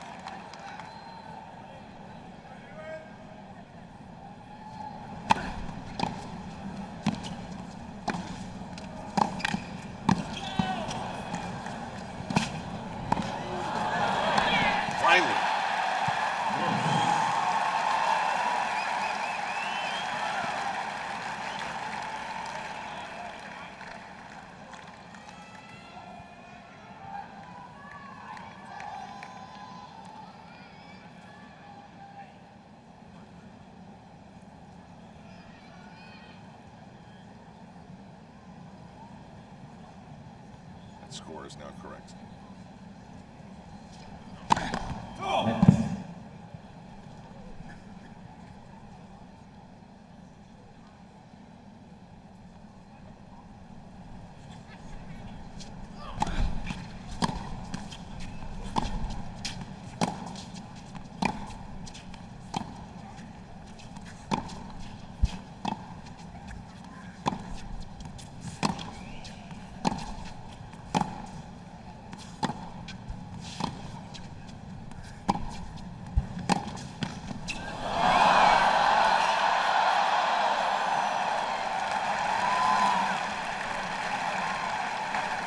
Say about the luck of the tape. It's just that close. I mean, Lleyton Hewitt on a full run right here just can't track it down. He has to change direction. Oh, almost.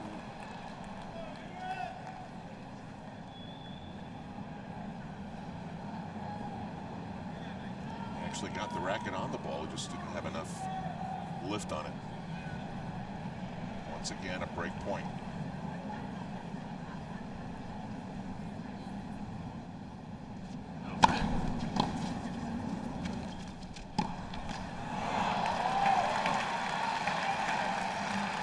Now Del Potro is back in control of the third set.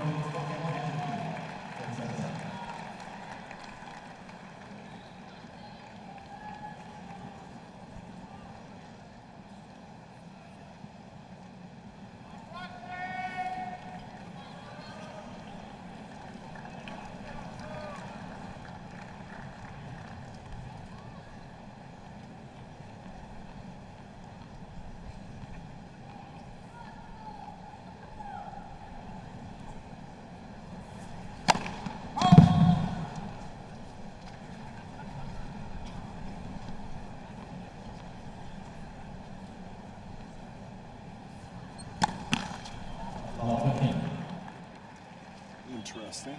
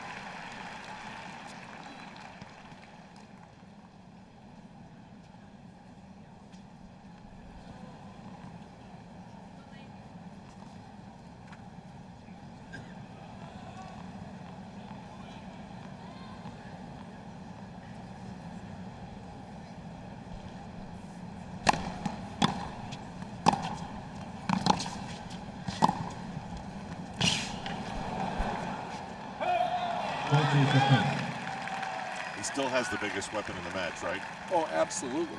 Absolutely.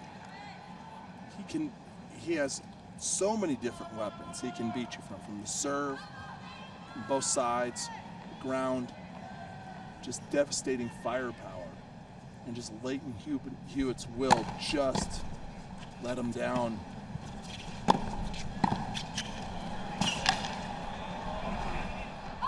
Del Potro coming in that time. And it's getting ugly. Lleyton Hewitt's problems started late in the second set. And although he rose up for a couple of games, Del Potro with a strong 5-2 lead in the third. It's the first match in this U.S. Open on this court at night that did not end in straight sets.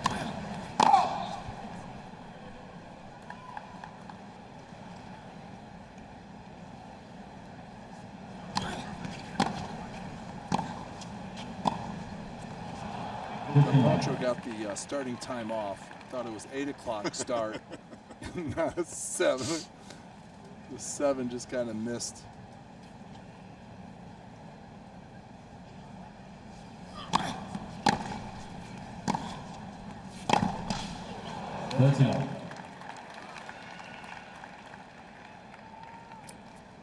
It's almost like Del Potro is kind of throwing away this game, just going to his service game, try to serve out this third, but like Lleyton Hewitt showed us in the last set, it's not guaranteed.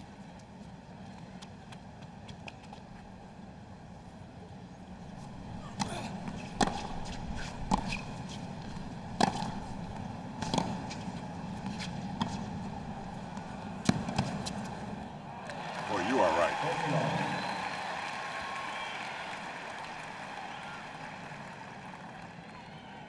We haven't seen him hit a drop shot, I think, the entire match, and now Del Potro plays it, and it's really high and not played with a lot of touch.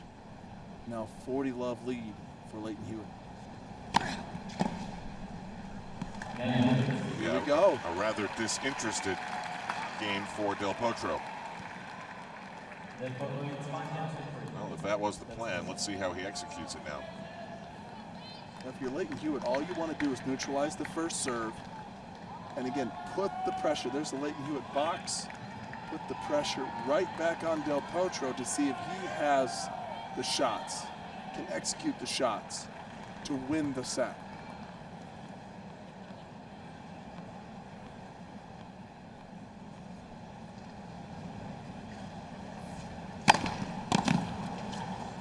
So far, so good.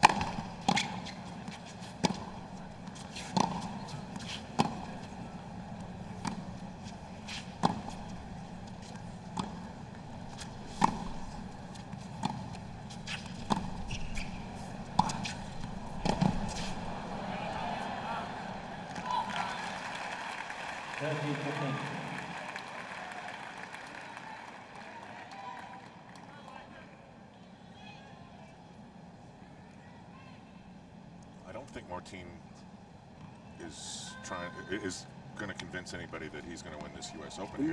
No. I mean, think about the excellence that we've seen every night match that we've been here. I mean, Roger was rained out Monday night, and since then, Rafa, and then we've had Djokovic, we've had Murray, look just spot on.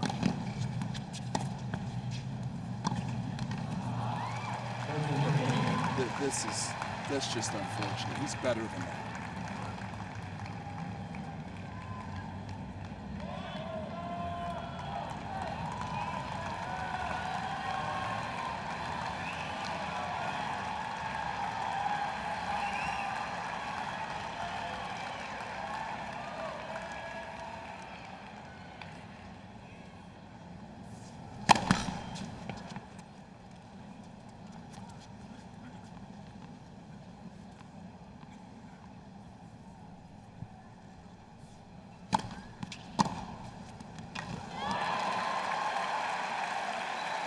Going to fight.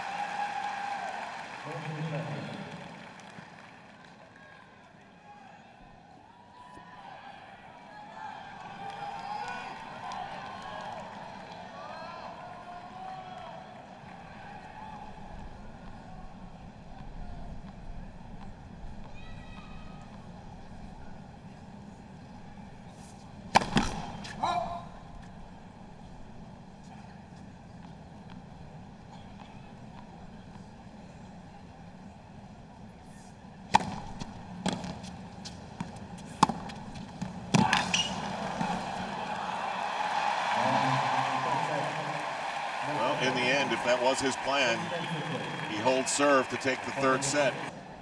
And Lleyton Hewitt needs a fresh start. That third set was not good for him. Well, kind of a hangover from the second set. He did try to regroup. He broke back to get himself back into it, but then just gave it back up, kind of fumbled the ball, and Del Potro just does not look that inspired or that impressed, to be honest. Almost like he feels he can turn it on at any time. Yeah.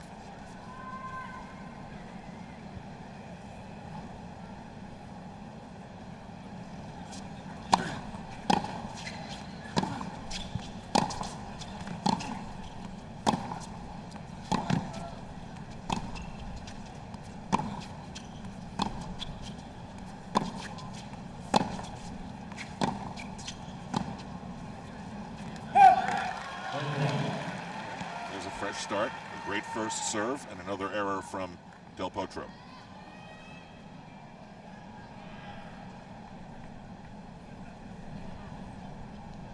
That'll be an interesting chat between coach and player after this match.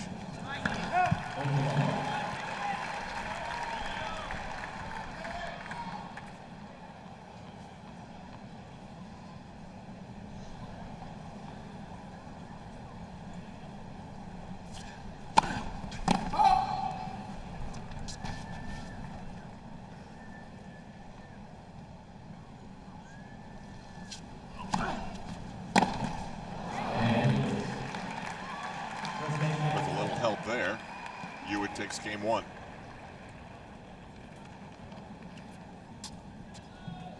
I think it's just so dangerous for this talented player to just do these kind of ups and downs, these ebbs and flows. When you see that next level of player, that big four, who just looks so, I mean, they're not always playing well, but emotionally they're always in it. Look at Lleyton Hewitt. He is running to the sideline. He is showing a passion for the competition. Del Potro's walking through this match. Yeah, his body language. Yeah. But that's been the, you know. That's who he is. Yeah. But that's why he's ranked. Remember, at the very top. Tell me about this guy. What do you think about his year? Well, he is where he's at because of his up and down plays, up and down attitude. You've got to be plugged in, powered up all the time.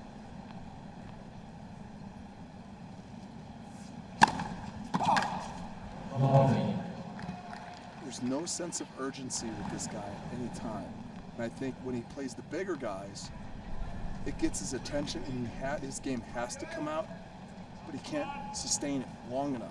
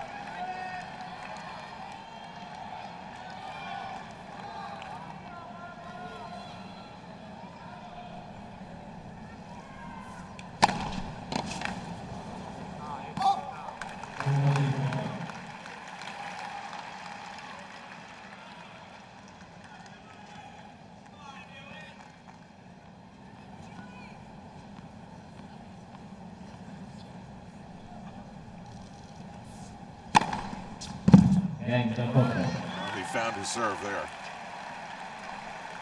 So things are square 1-1 in the fourth, coming up on 2.5 hours.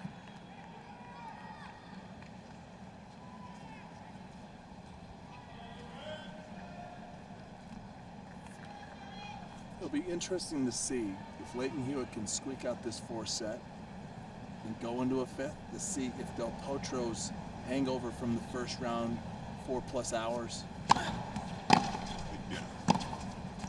You mean from an energy standpoint? Right. I mean, I just can't get a read on him as a consistent competitor. I mean, he's out there. Where's the drive? Where's the, I've got to finish this guy off. I've got, if I want to win this tournament. If the unforced errors rear up again, might be an indication.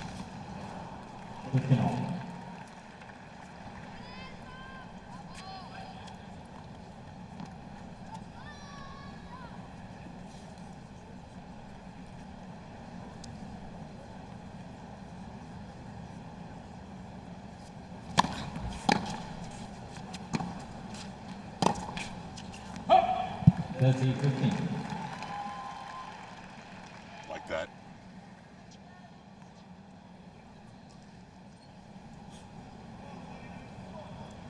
Remember you thought he might have taken that one game off? Yeah. Why would he do that if he was feeling great? Yeah.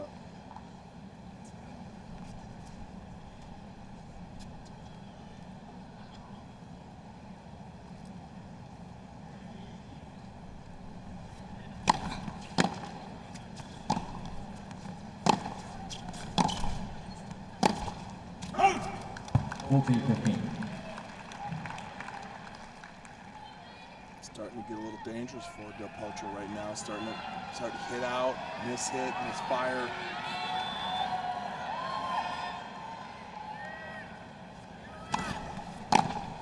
That's just a throwaway shot. So Hewitt holds in the last game, and that was the way he started this match. Unforced errors in the mega variety.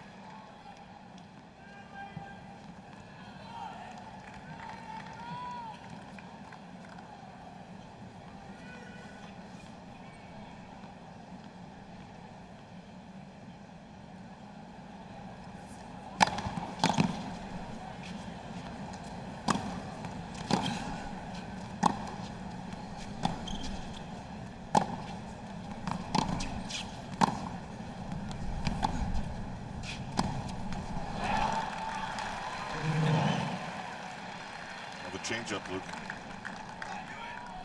We're getting to that moment where Del Potro really is almost trying to give Lleyton Hewitt a reason to get back into this match. Yeah.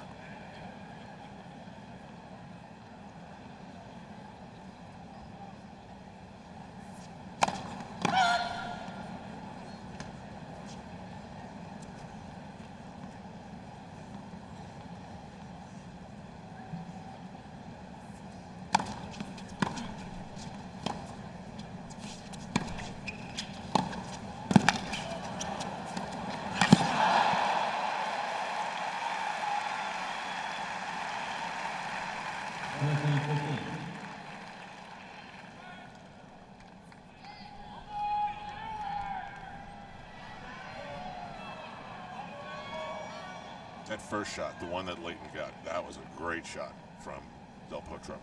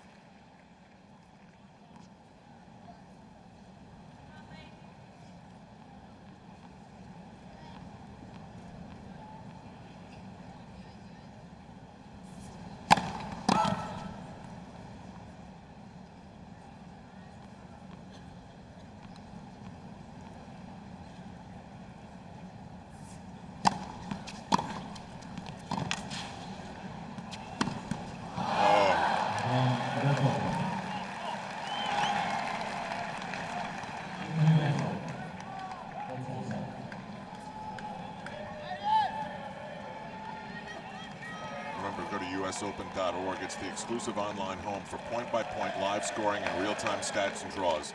Visit the official tournament website, usopen.org. The Hewitt camp, trying to keep him interested. 2-all in the fourth. He's got to hold.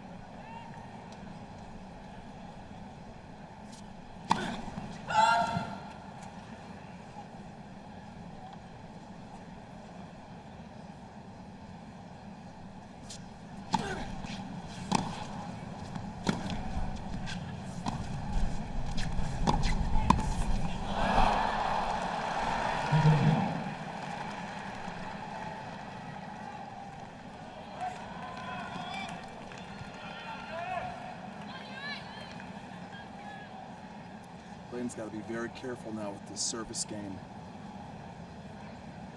Throwing some body serves and change-ups. First serve percentage. Just for as soft or, as light as he's serving, it should be so much higher.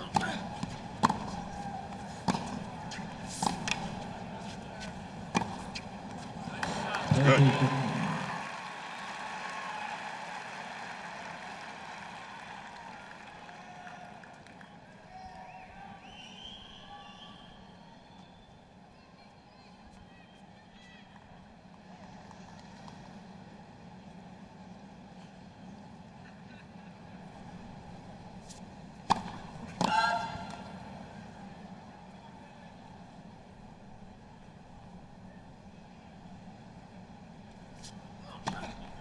Next.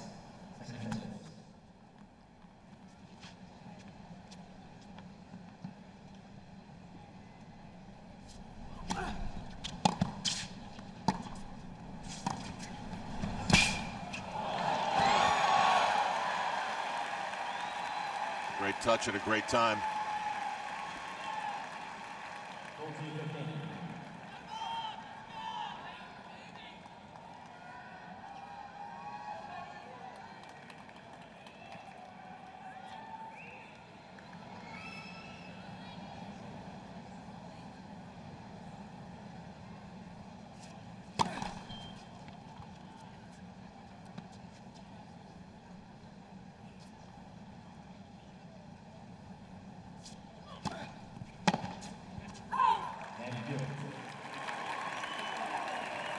Very inconsistent Juan Martín del Potro steps to the line to serve 2-3 in the fourth.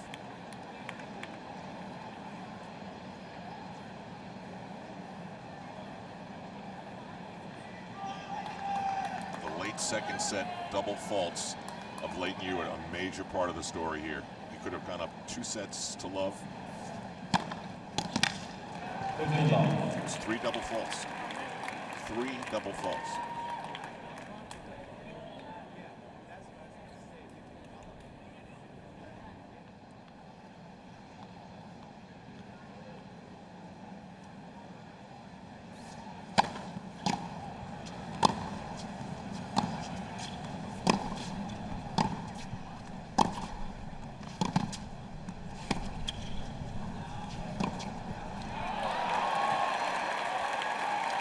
It's a really nice passing shot. One of the few passing shots he's been able to get past the big man from Argentina. He drives this. Yeah, that's a nice passing shot.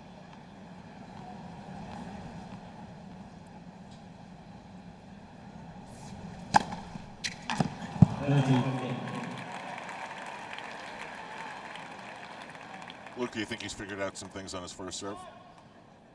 I can't tell because it's so inconsistent in the way he's approaching it.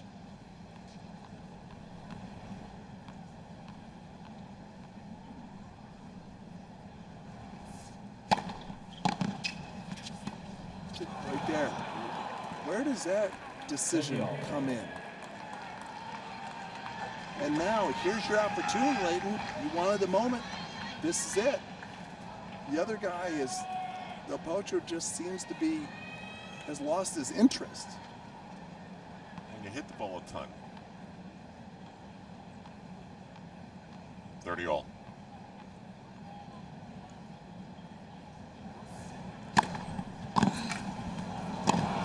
What a great return. He may regret that drop shot the way Lleyton Hewitt regrets those double faults.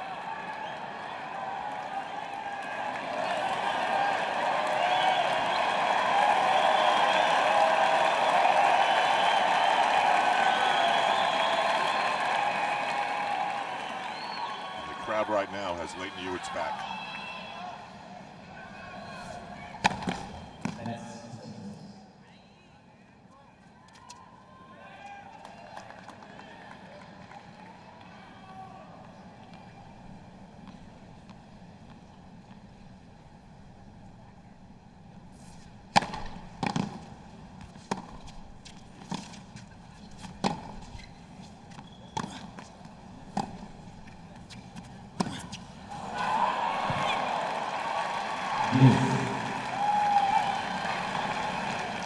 Was that nervous again? No, I think it was low, and he felt he had to do a little bit more. You know, he's going into his forehand, Del Potro's forehand, that dangerous wing, that explosive wing, and I just think he just overplayed it. That approach shot just meant to get into the corner, especially when the ball is so low below the net.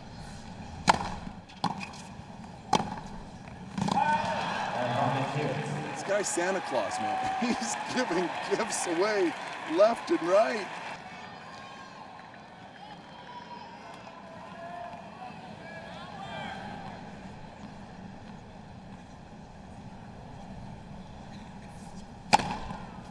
Oh, great time for that. But where's the excitement? Where's the pump? You know, where's the fist pump? Where's the urgency from Del Potro? He's just, it's like a practice round.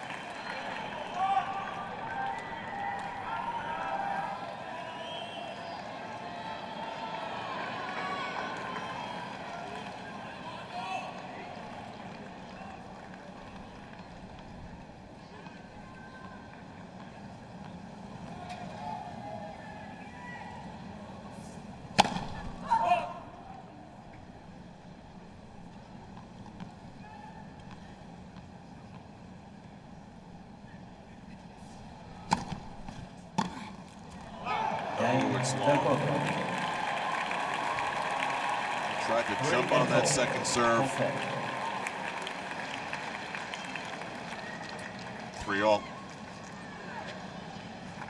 Now, does Del Potro try to use that with a little bit of momentum and kind of take that with just a little juice? Like, come on now, let's finish. I love how he's using the big screen to get the little towel pieces out. There you go. Like the NFL players that are running for a touchdown. And they look up at the screen. That's experience for you. See who's behind them.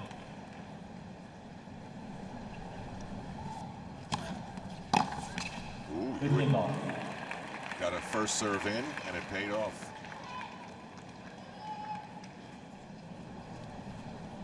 They're asking Nadal the other night, Do you see the on the changeovers? Do you see those guys dancing and going crazy? Oh yeah, I watched that. Okay, how can you not see those guys?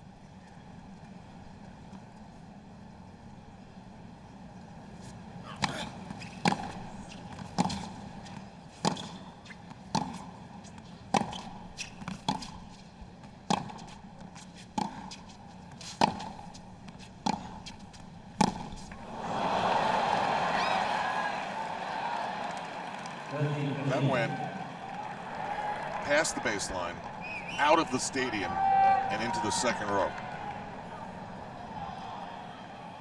Well, the fans get to keep the balls now, right? This is the new rule? Yes.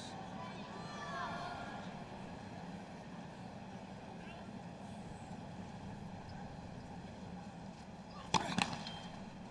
Tennis has come so far.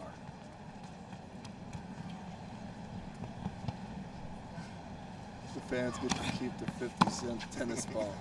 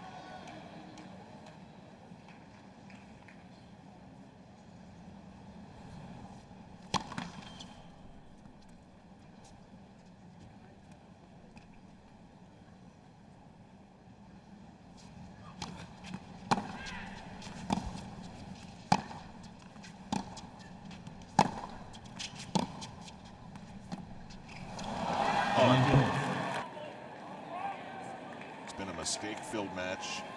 Well, they didn't play this way when they won their U.S. Opens. Let me tell you that. I saw both of those matches. And Lleyton Hewitt beat Pete Sampras. And Sampras was really still in his prime.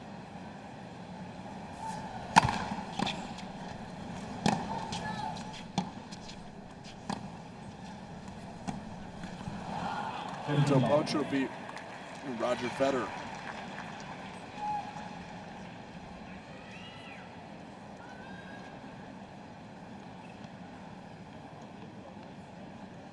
Look, he's barking at himself.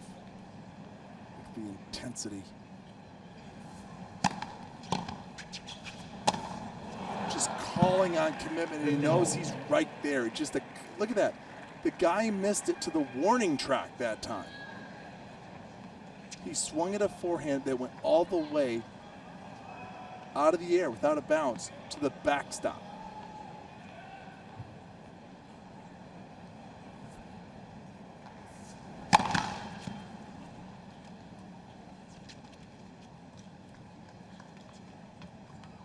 Lleyton Hewitt's on his toes, just ready to go.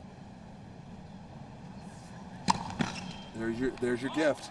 That's 2 in a row. Well, he's needed Del Potro's help all night long. And now he's got a double fault story to tell.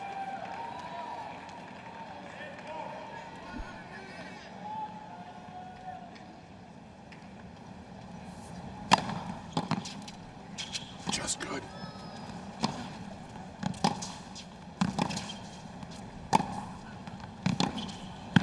Oh! There's the lawnmower. There you go. Big fist pump.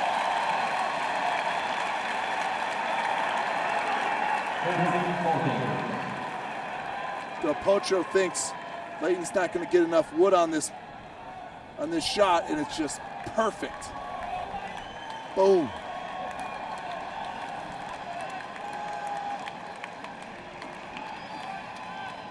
Looked a little like Jannik Connors there. Yeah.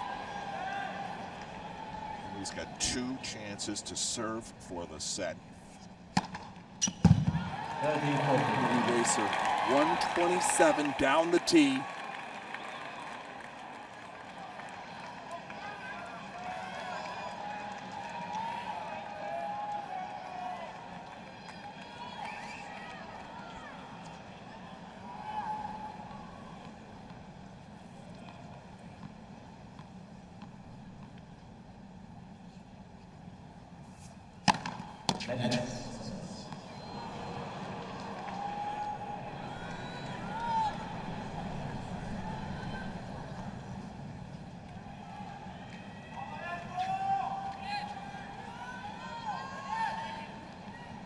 So he said this is second serve, right?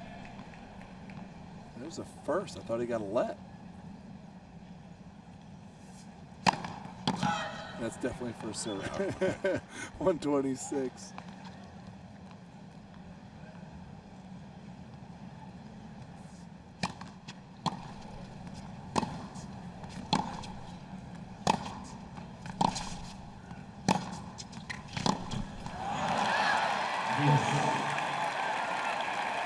Lleyton Hewitt just got too defensive.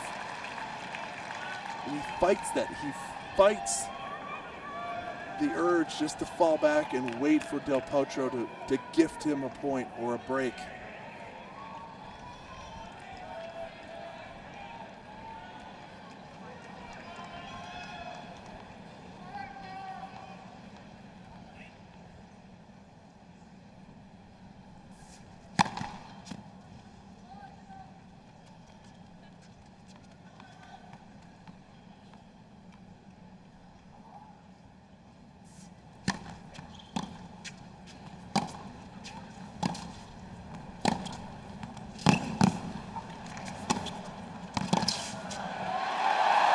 Good.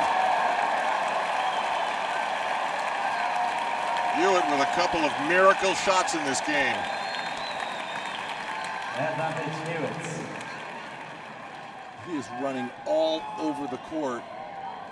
No more lobs, all passing shots now. Now, if you're Hewitt, you have got to do some calculations right here, some tendencies from Del Potro. You've got to guess either way, forehand or backhand, where this monster's going with that big serve.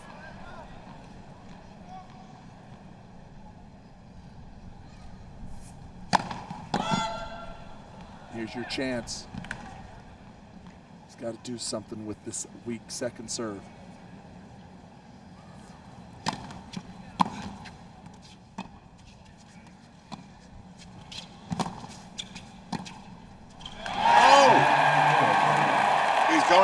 Chance to force a fifth set. That's his best sequence of the match. He can erase all those bad memories from the second set by having a quality service game right here. Look at this redirect. Takes the ball early. You don't even see Del Potro in the picture.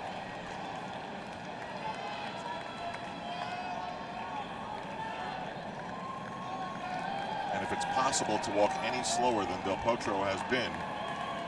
That's what he's doing right now. Lleyton Hewitt serving to force a fifth set.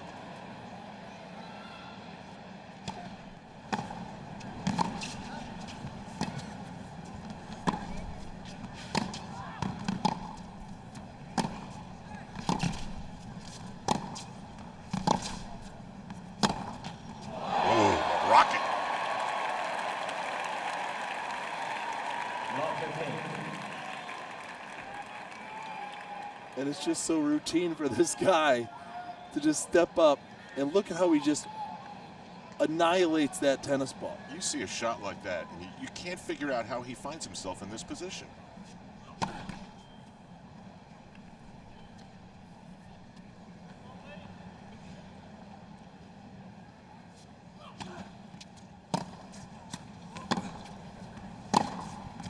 Another one.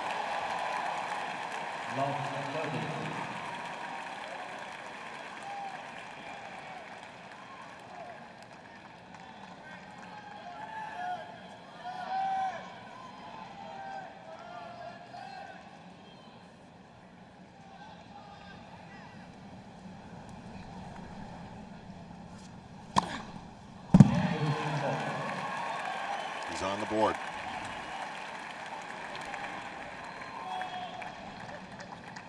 Seventh ace for him. Del Potro's had 10.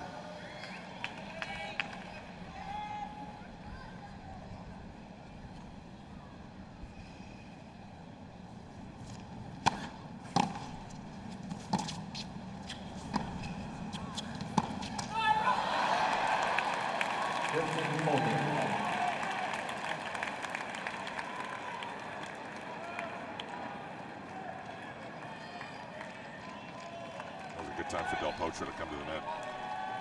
Putting pressure on your opponent at huge opportunity, especially off of a serve that you can just hit and come in.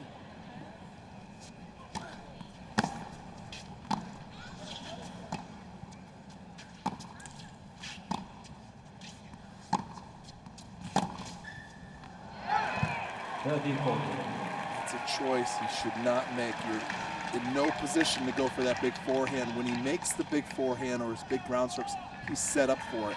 He was lunging out to that forehand and just overcooked it.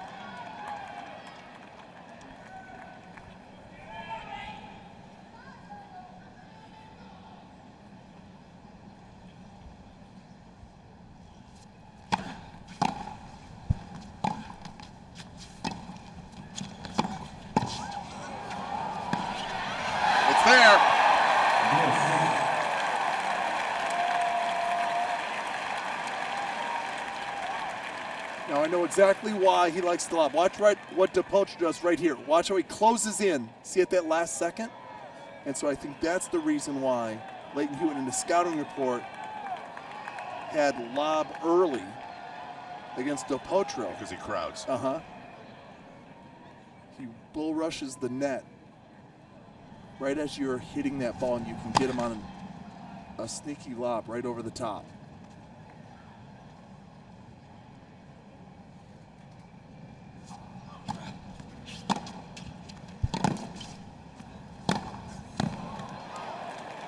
Challenge that. I saw that out. I did too. Remember with this challenge system. Wow. Advantage Del Potro. Hewitt has the challenges remaining.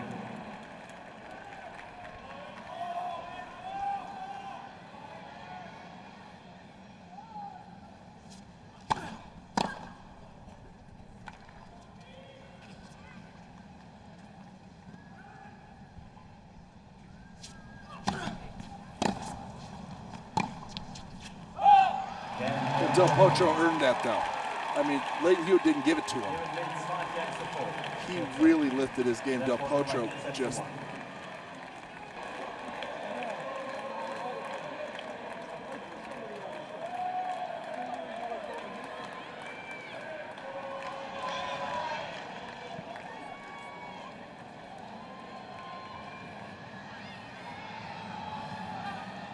This has been our longest match so far here at night at Arthur Ashe. This is Al Troutwig along with Luke Jensen.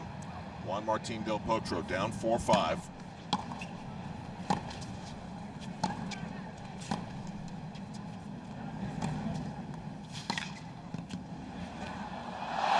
And it falls in.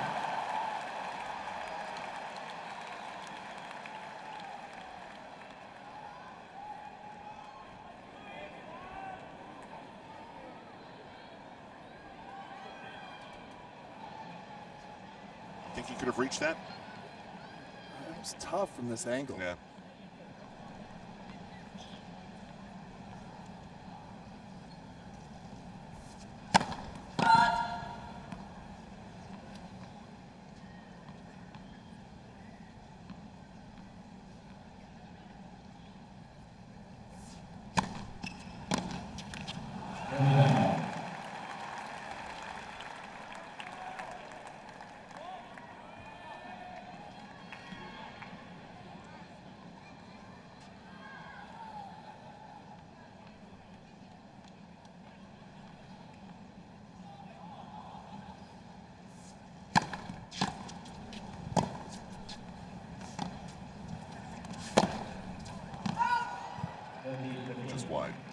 15.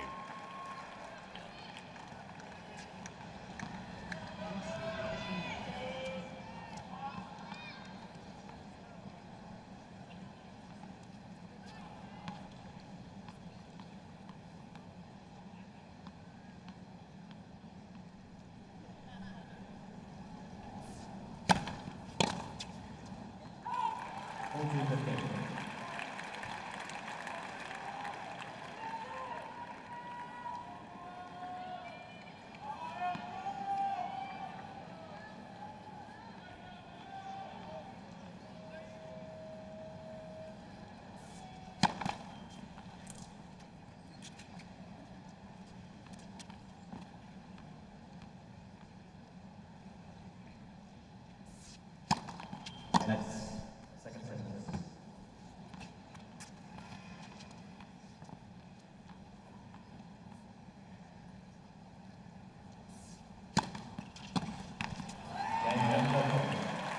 Well, now all the pressure of the night goes to Lleyton Hewitt.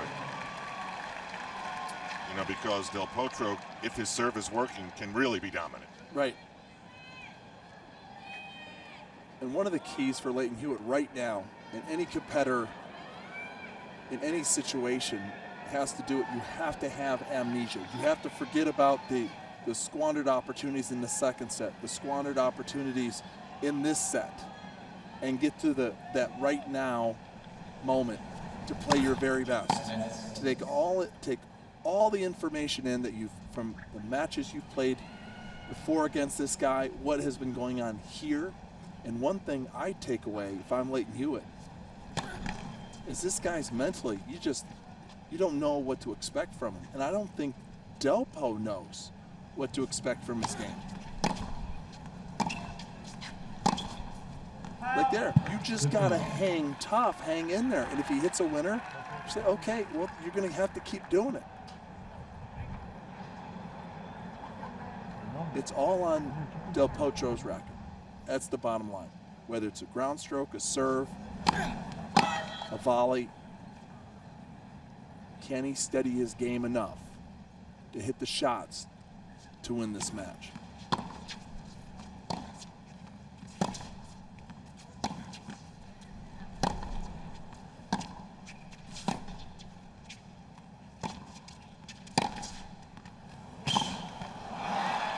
Comes up with a big one there. Short angle on the run.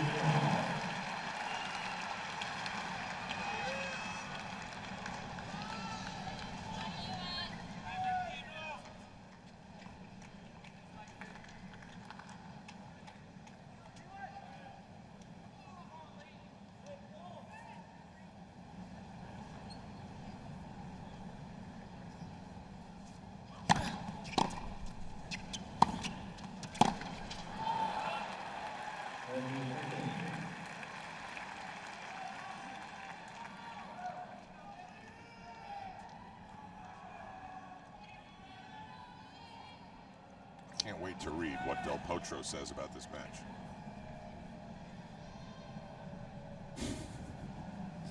I don't think he understands. I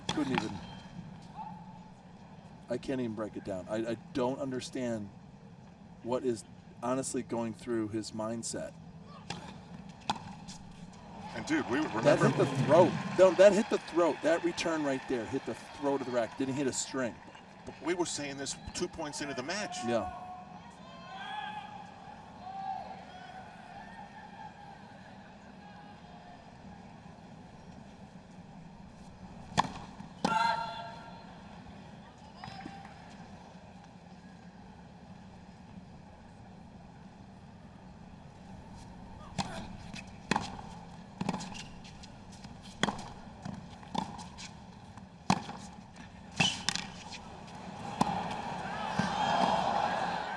No.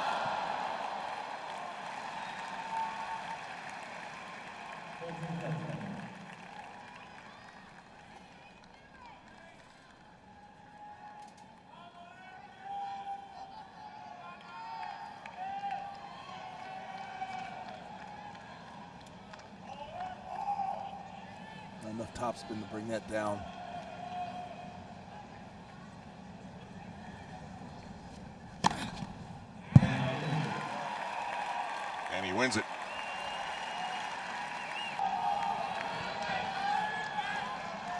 Well, it's either going to be a tiebreaker or a fifth set.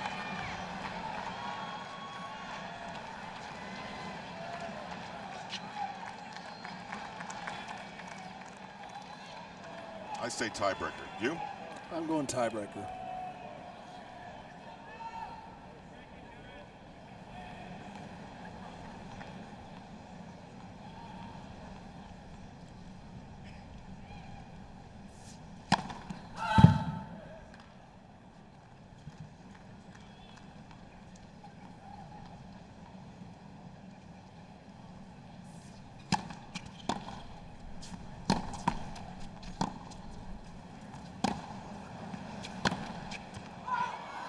Wide. That forehand has been very strange for Lleyton Hewitt. He's had a couple of transition forehands where he's been really good down the line. But cross court, he seems to either hit it too long or pull it across his body. And so many times when you're nervous or you're kind of amped up, that's the shot, you know, that you tend to hit too big at times. And that's the weaker side for Lleyton Hewitt. The stronger side is his two-hand backhand.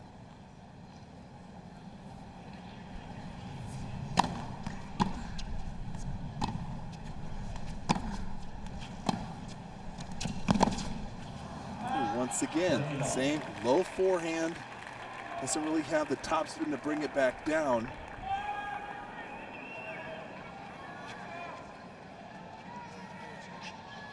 Oh, he works those strings.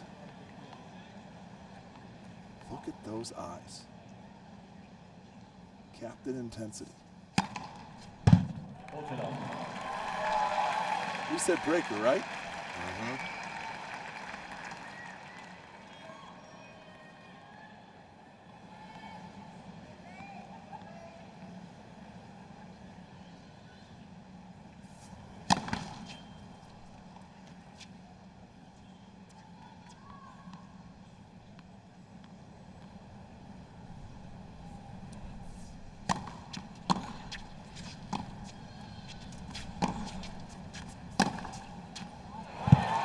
That's exactly where we're headed. 6-10 total. Both set tiebreak. Both players receive an additional challenge.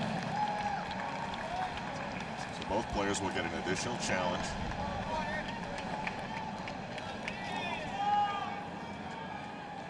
Lleyton Hewitt has a slight losing record. Del Potro has a winning tiebreak record.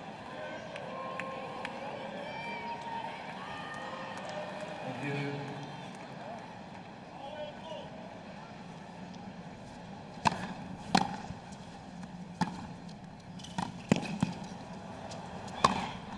mindset is real simple. You just micromanage every little point because those little moments can become massive in this short sprint.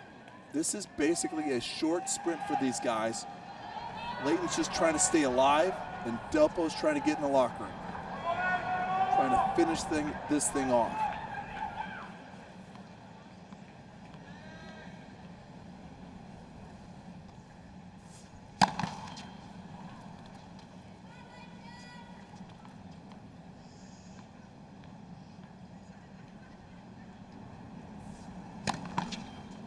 Wow. Wow. Where was the guy that just served the game to get into the tiebreaker? Hewitt has a mini break.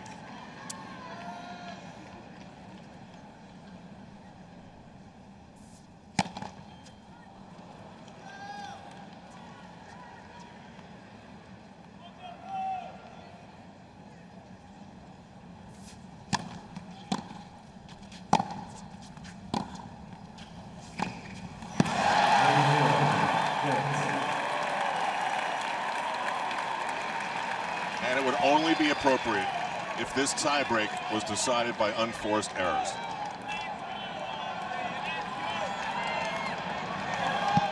Lleyton Hewitt is in complete control to force a fifth set.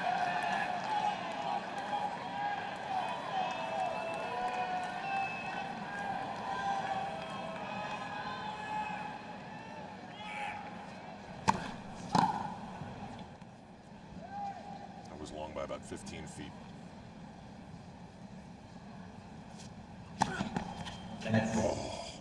Second service. Remember, it was the... Don't say it. Okay, all right, I won't. Bad thoughts, bad thoughts.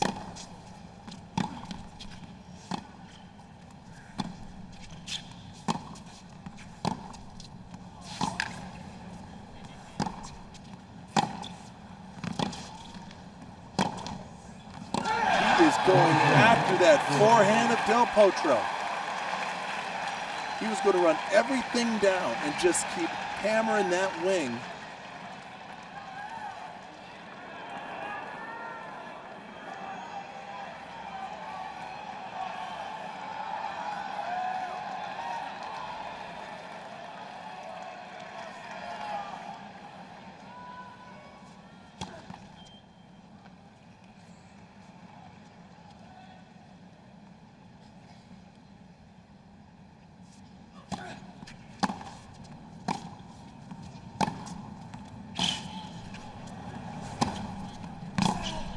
It's there! Oh, a spinorama. He stopped on a dime and recovered to deliver a winner to go up 5-love.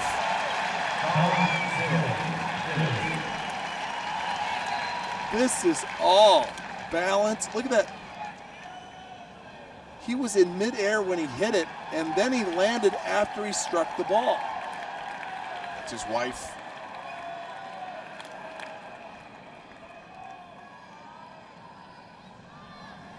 So, honey, how was your night?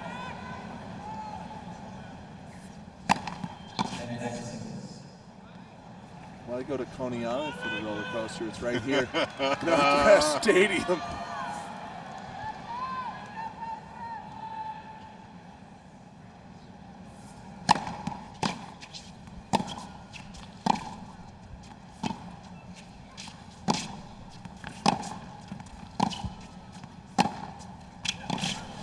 Just made it.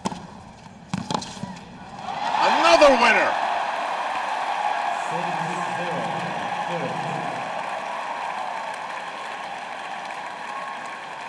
What's that line? Never underestimate the heart of a champion. He is running everywhere and then finds that small window of opportunity. He's been given some, but he's taken some. Oh, yeah.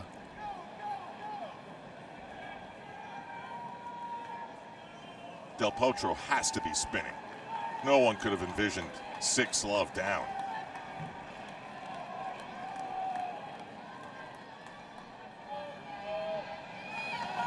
So this is the 6th seed being pushed by an unseeded Lleyton Hewitt, 12 years removed from his U.S. Open championship. And he's got one. His 11th ace of the match.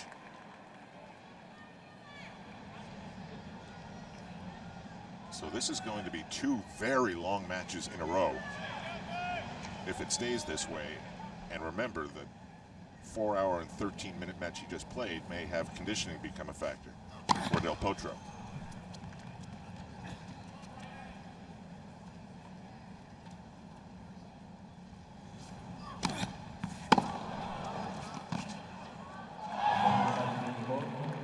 This tiebreaker isn't over yet. Oh, so they didn't call the double fault. No, but he's challenging it, and I think that was out. Now, if it's good, that point's over. No, it's out. 6-2.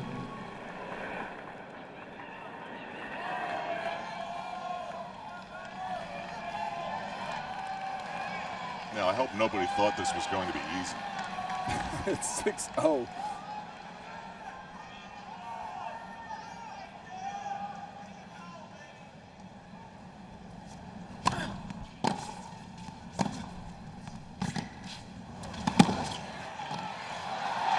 It's long, and we're going to a 5th set. What a surge by Lleyton Hewitt.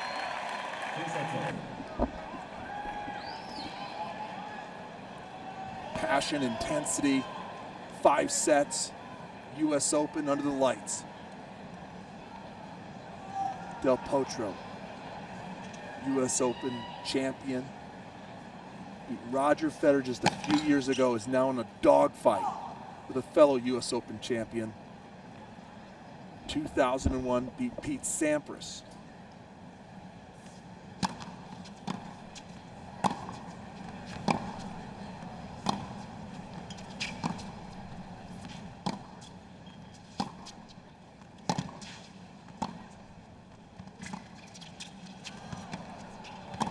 And now only one's coming out alive.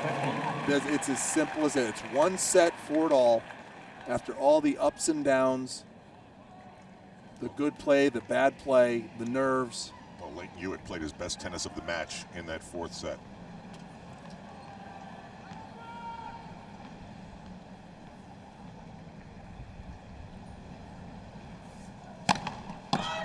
It's not too often you see someone go down 6-0 in a tiebreak. He played such a good service game to get himself into the tiebreaker, and then Lleyton just kind of turned it around, stepped up his game.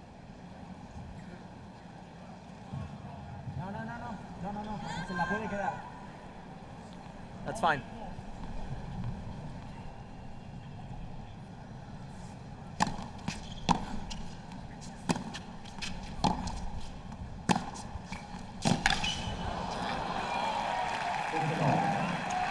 You can hear the wind has really kicked up down there. Towels are blowing.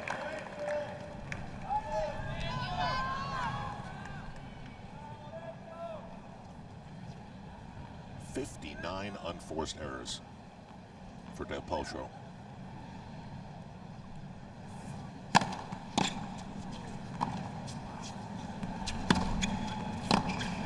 Oh, perfect. One of the things you can do when you do come into Del Po's forehand is he likes to go down the line on the run. Here's a good example. Really right on the shoulder of Lleyton Hewitt. See, that thing is just a laser beam down the line.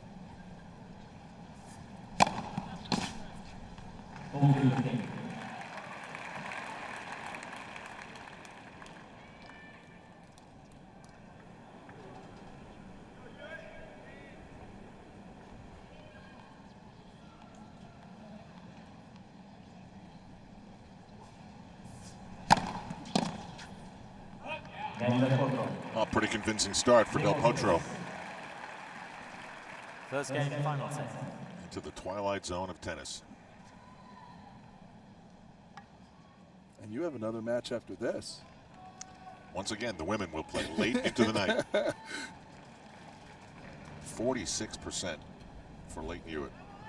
And he wins the set. Remember the first set, he served 38%.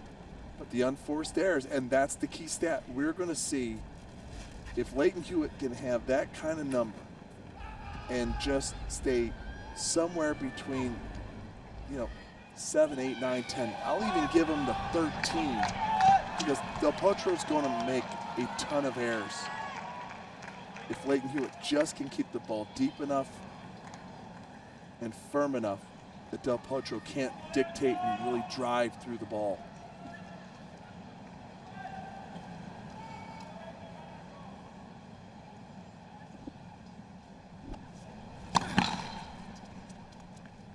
This match had a sleepy start.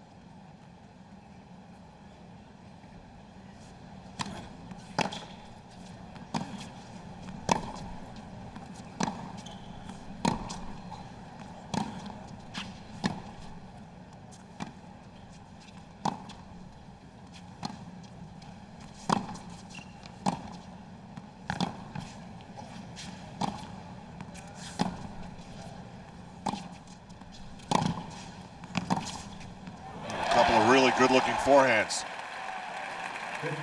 Both players are more solid on the backhand side, more explosive on the forehand side, temperamental on the forehand side. Del Potro has the much bigger serve first and second. Lleyton Hewitt takes the ball a little bit earlier, more consistent from the ground.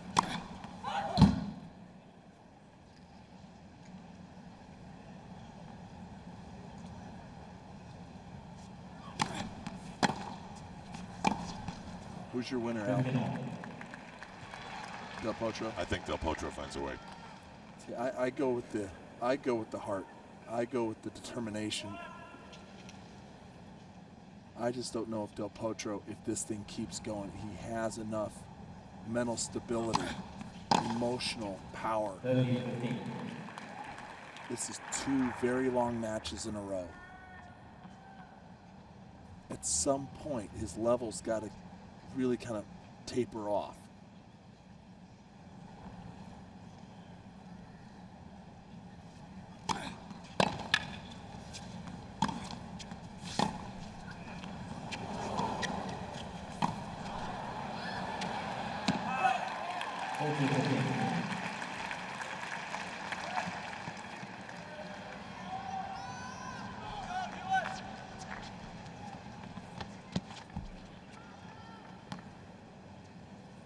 The crowd has sided with Hewitt just because he shows his passion. Right, right.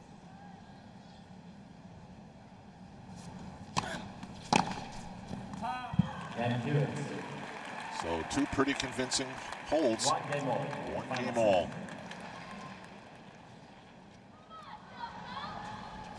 Hear that? Come on, Delpo.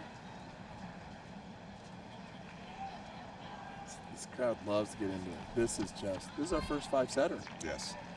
For a night match, everything's been straight sets.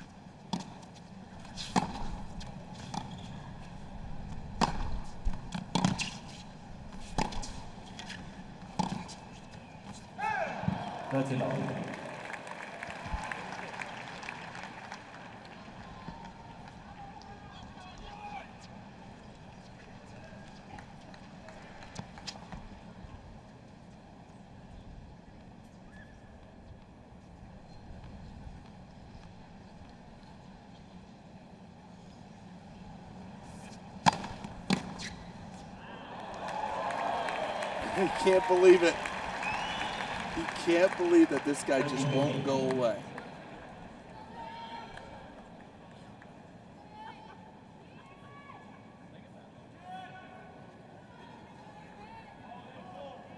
I don't think he's done that the entire match. No, Hewitt. no, I don't. Maybe a forehand early on.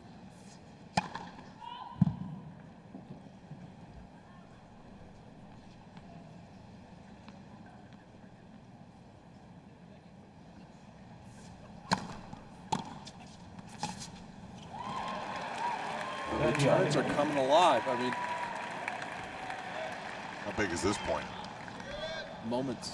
Let's go back to the moments. These players, head-to-head, 2-all. The last time they played was earlier this year. Warm-up tournament right before Wimbledon, the Queen's Club. On grass, Lleyton won in 3 sets, 6-2 in the final set.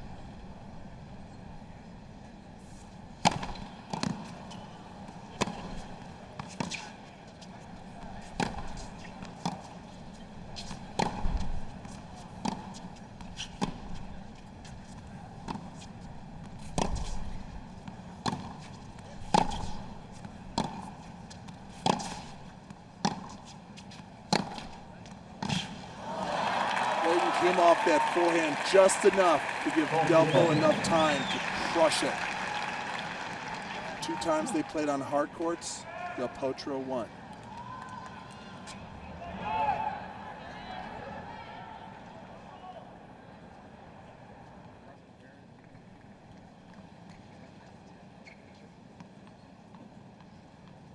Well, we know his groin's in good shape. That's right. Maybe not tomorrow. You're all stiff, sore.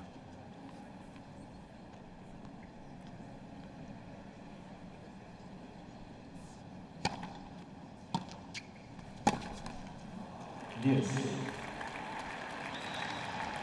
Timing of a mistake like that. He was so flat-footed when that ball came. He was just in no mood to move into position, and he just took a big cut.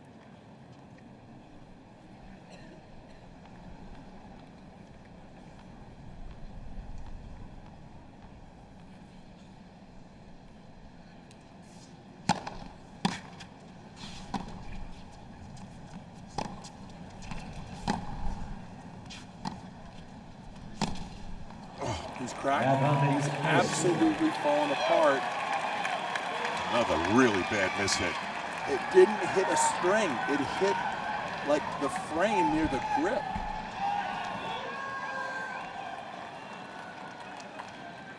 Well, here's a moment.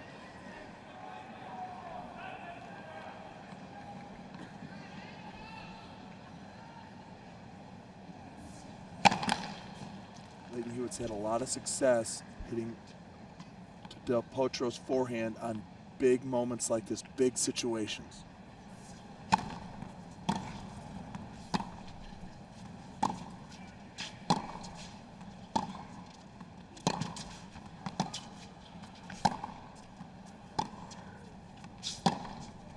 He launches it wide, and we've got our first breakthrough.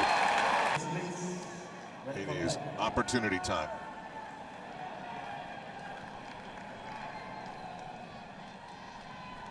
Just past 11 o'clock, a match that has carried us along for 3 hours and 42 minutes.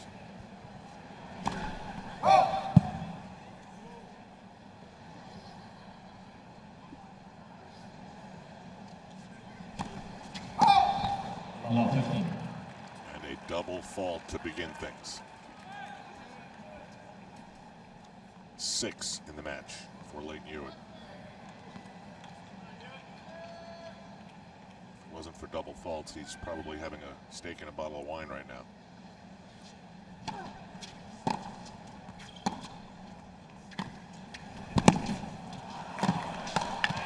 Oh, he's on the ground. Oh. He's covering the down line. We talked about that pattern. He just goes right back to business. What a shot by Del Potro. Look at the velocity. Oh, man. Look at this. Fully committed. Now he's got a problem. At least he didn't break his arm. I must say, Del Potro showed the sportsmanship. He came to the net to make sure he was all right.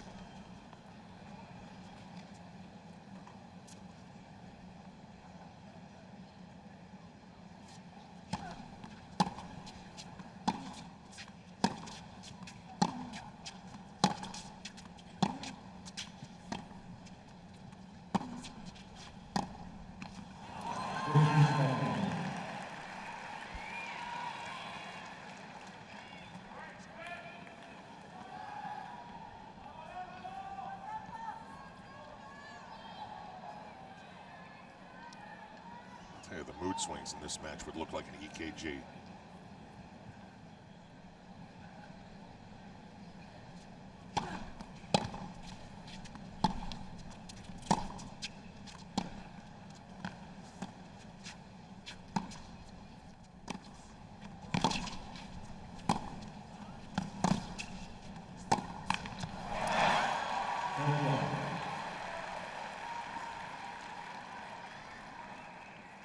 There is the story of this match.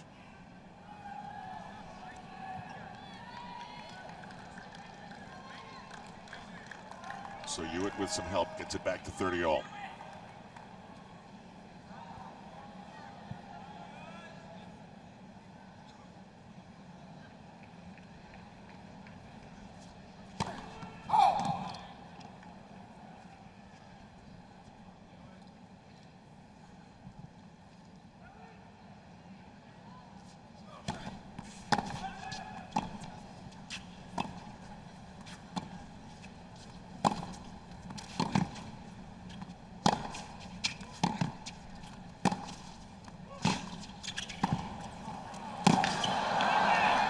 That is an insane stick volley from the backhand side of Del Potro.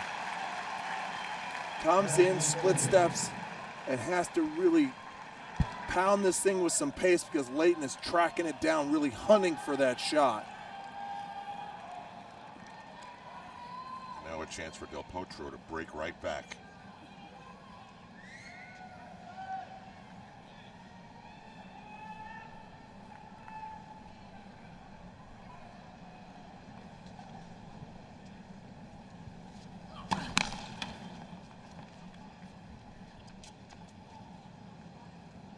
Can't get his first serve in right now.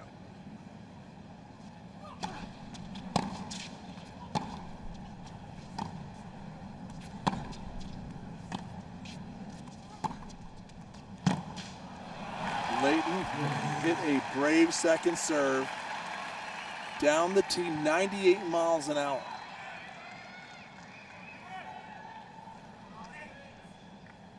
Considering all the double faults on big moments that he's had.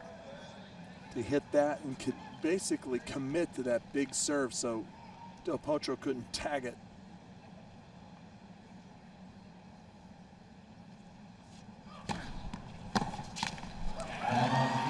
He got the first serve in that time. 97 miles an hour. That slice has a little bit of cut on it. You want to get around the outside of the ball and just spin it enough so it breaks just outside Del Potro's reach, where he has to take at least a step. Both men with their mouths wide open. They're breathing heavy.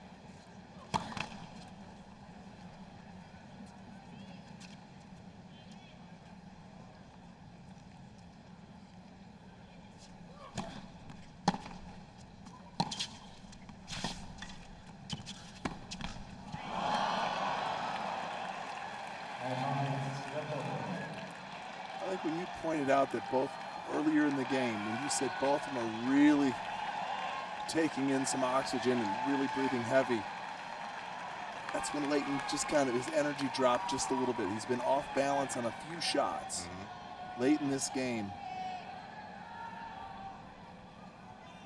Another break point.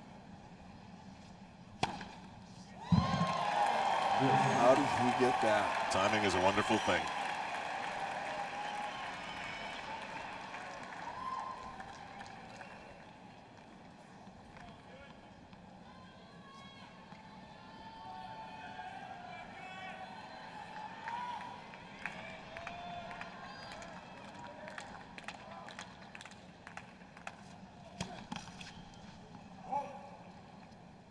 Boy, he and the court are not getting along tonight. Not tonight.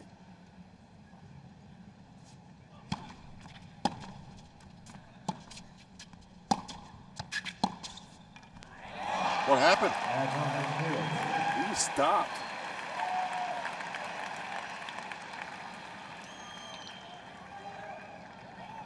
I think the shot wasn't hit that hard that it froze him. I just think he was kind of leaning one way. It looks fine. To go up 3-1.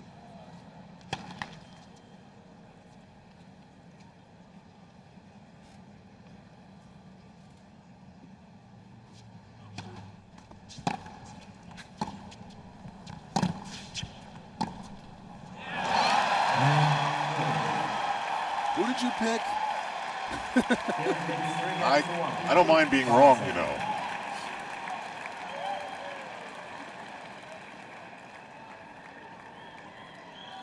Wow, what pressure on Del Potro in this game now. Now we're going to find out truly what kind of competitor he is. Is he going to dig in and really fight? I mean, he's running out of swings here. He's running out of time. Don't forget usopen.org. It's the home of the US Open.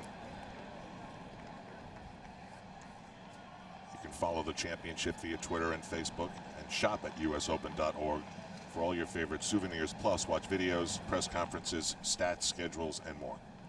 It's happening here. It's happening there.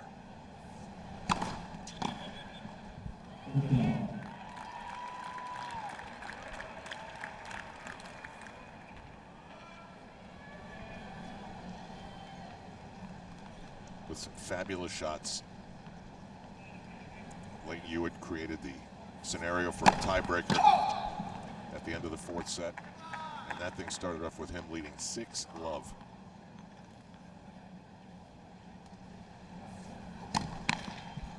How many double faults is that for Del Potro? 7.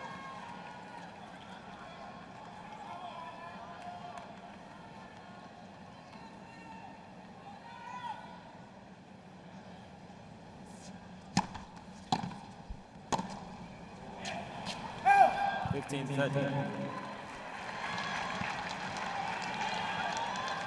sure does seem like he is out of juice. He's out of gas. He doesn't have that next gear. He has yet to really call upon any real emotion to spark his game. When you think about it, Lleyton Hewitt's kind of donated in big moments. Gave him the second set. 30 all.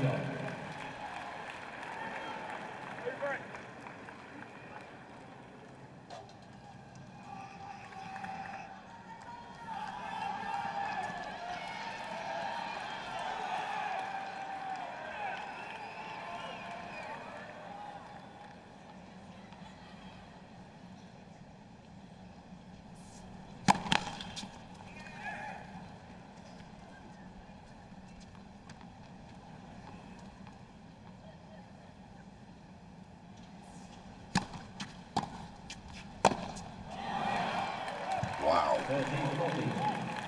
He's not moving his feet. That was one big lunge to that forehand. Look at Lleyton Hewitt. See that last look right there?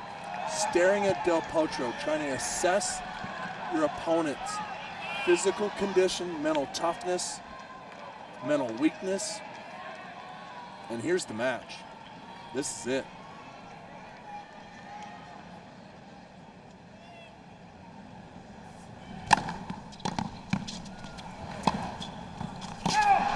Unbelievable. Another service break.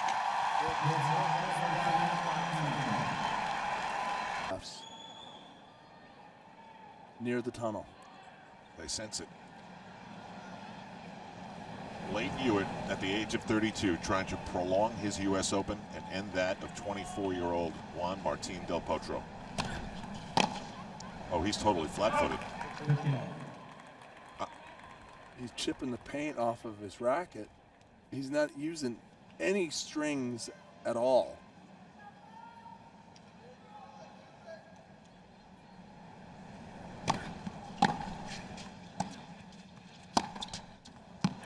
He still has the ability to reel off one like that. 15 all. One of those all heat and no feet things. Just setting up and gripping it, ripping it, point and shoot.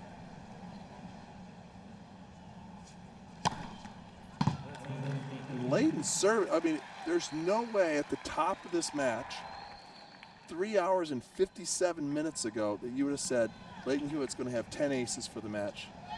Del Potro 11.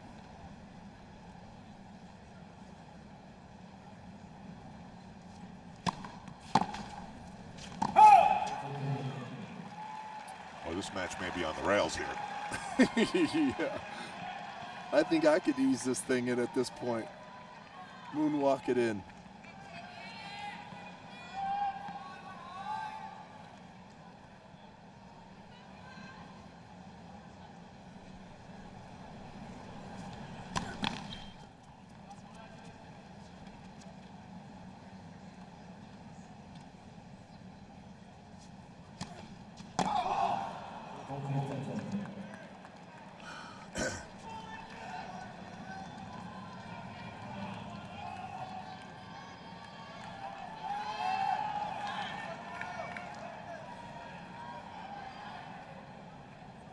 After the double fault, he still has a chance to go up 5-1.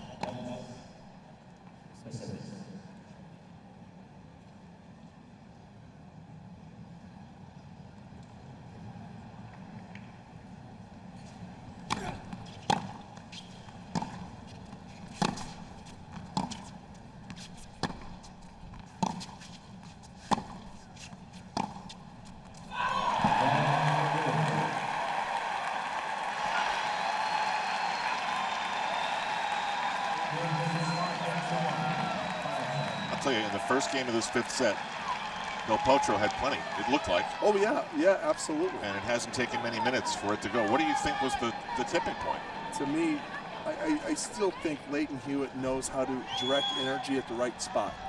The consistent guy in the end is going to beat the inconsistent guy. You know, the guy, Del Potro can get hot and have his moments, but he never really called upon that power of a champion to dig in and really fight.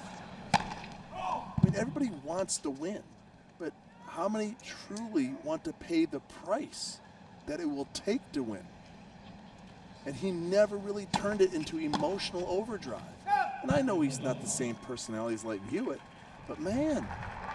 This has been one weird match. This is the US Open. We talked about it at the start. Why isn't this guy better? Why isn't this guy with the big four? Another 4-hour match for Del Potro, back-to-back. If you can't bring the excitement and intensity and passion to a night match, Friday night, US Open, under the lights against a guy you've been 2-2. It's not like he was 4-0 and he's never lost a game to this guy. He just lost to him in June.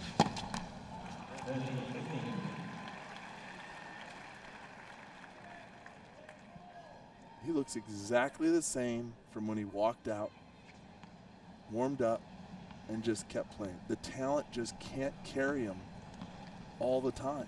He's got to do more.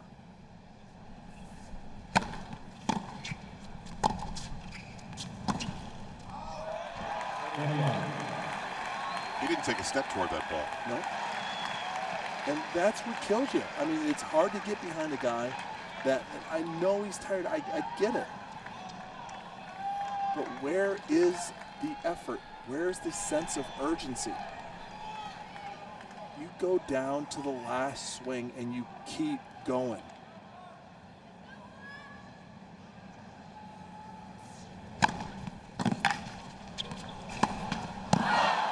Are you kidding? He's spent. I mean, he is lunging after every ball. That backhand was just a lazy shot. And listen to this crowd just appreciating the 2001 champion here. And many are standing now. It is match point.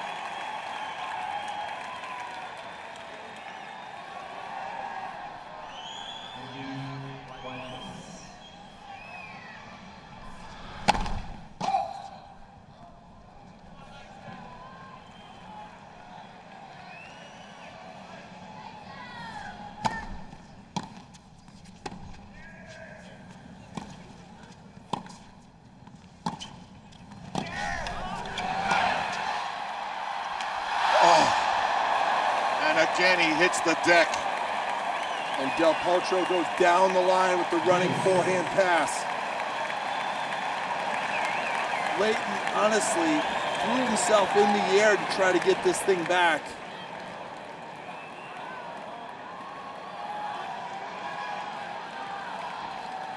This is the second time he's hit the deck, going for a backhand volley. Hope they're getting the ice bags ready in the trainer's room. Deuce.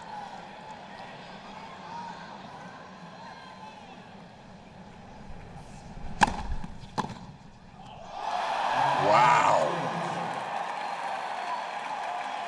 That's off a 114-mile-an-hour slider. Breaking away from him. Watch how he has to lunge to his right to get the racket into position just to make that shot. Del Potro applauded off his racket. Once again, match point number 2.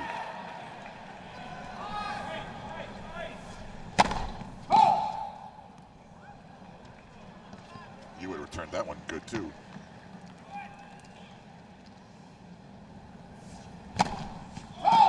It's a proud night for Lleyton Hewitt. 6-4, 6-4, 5-7. 3-6, 7-6, 6-1.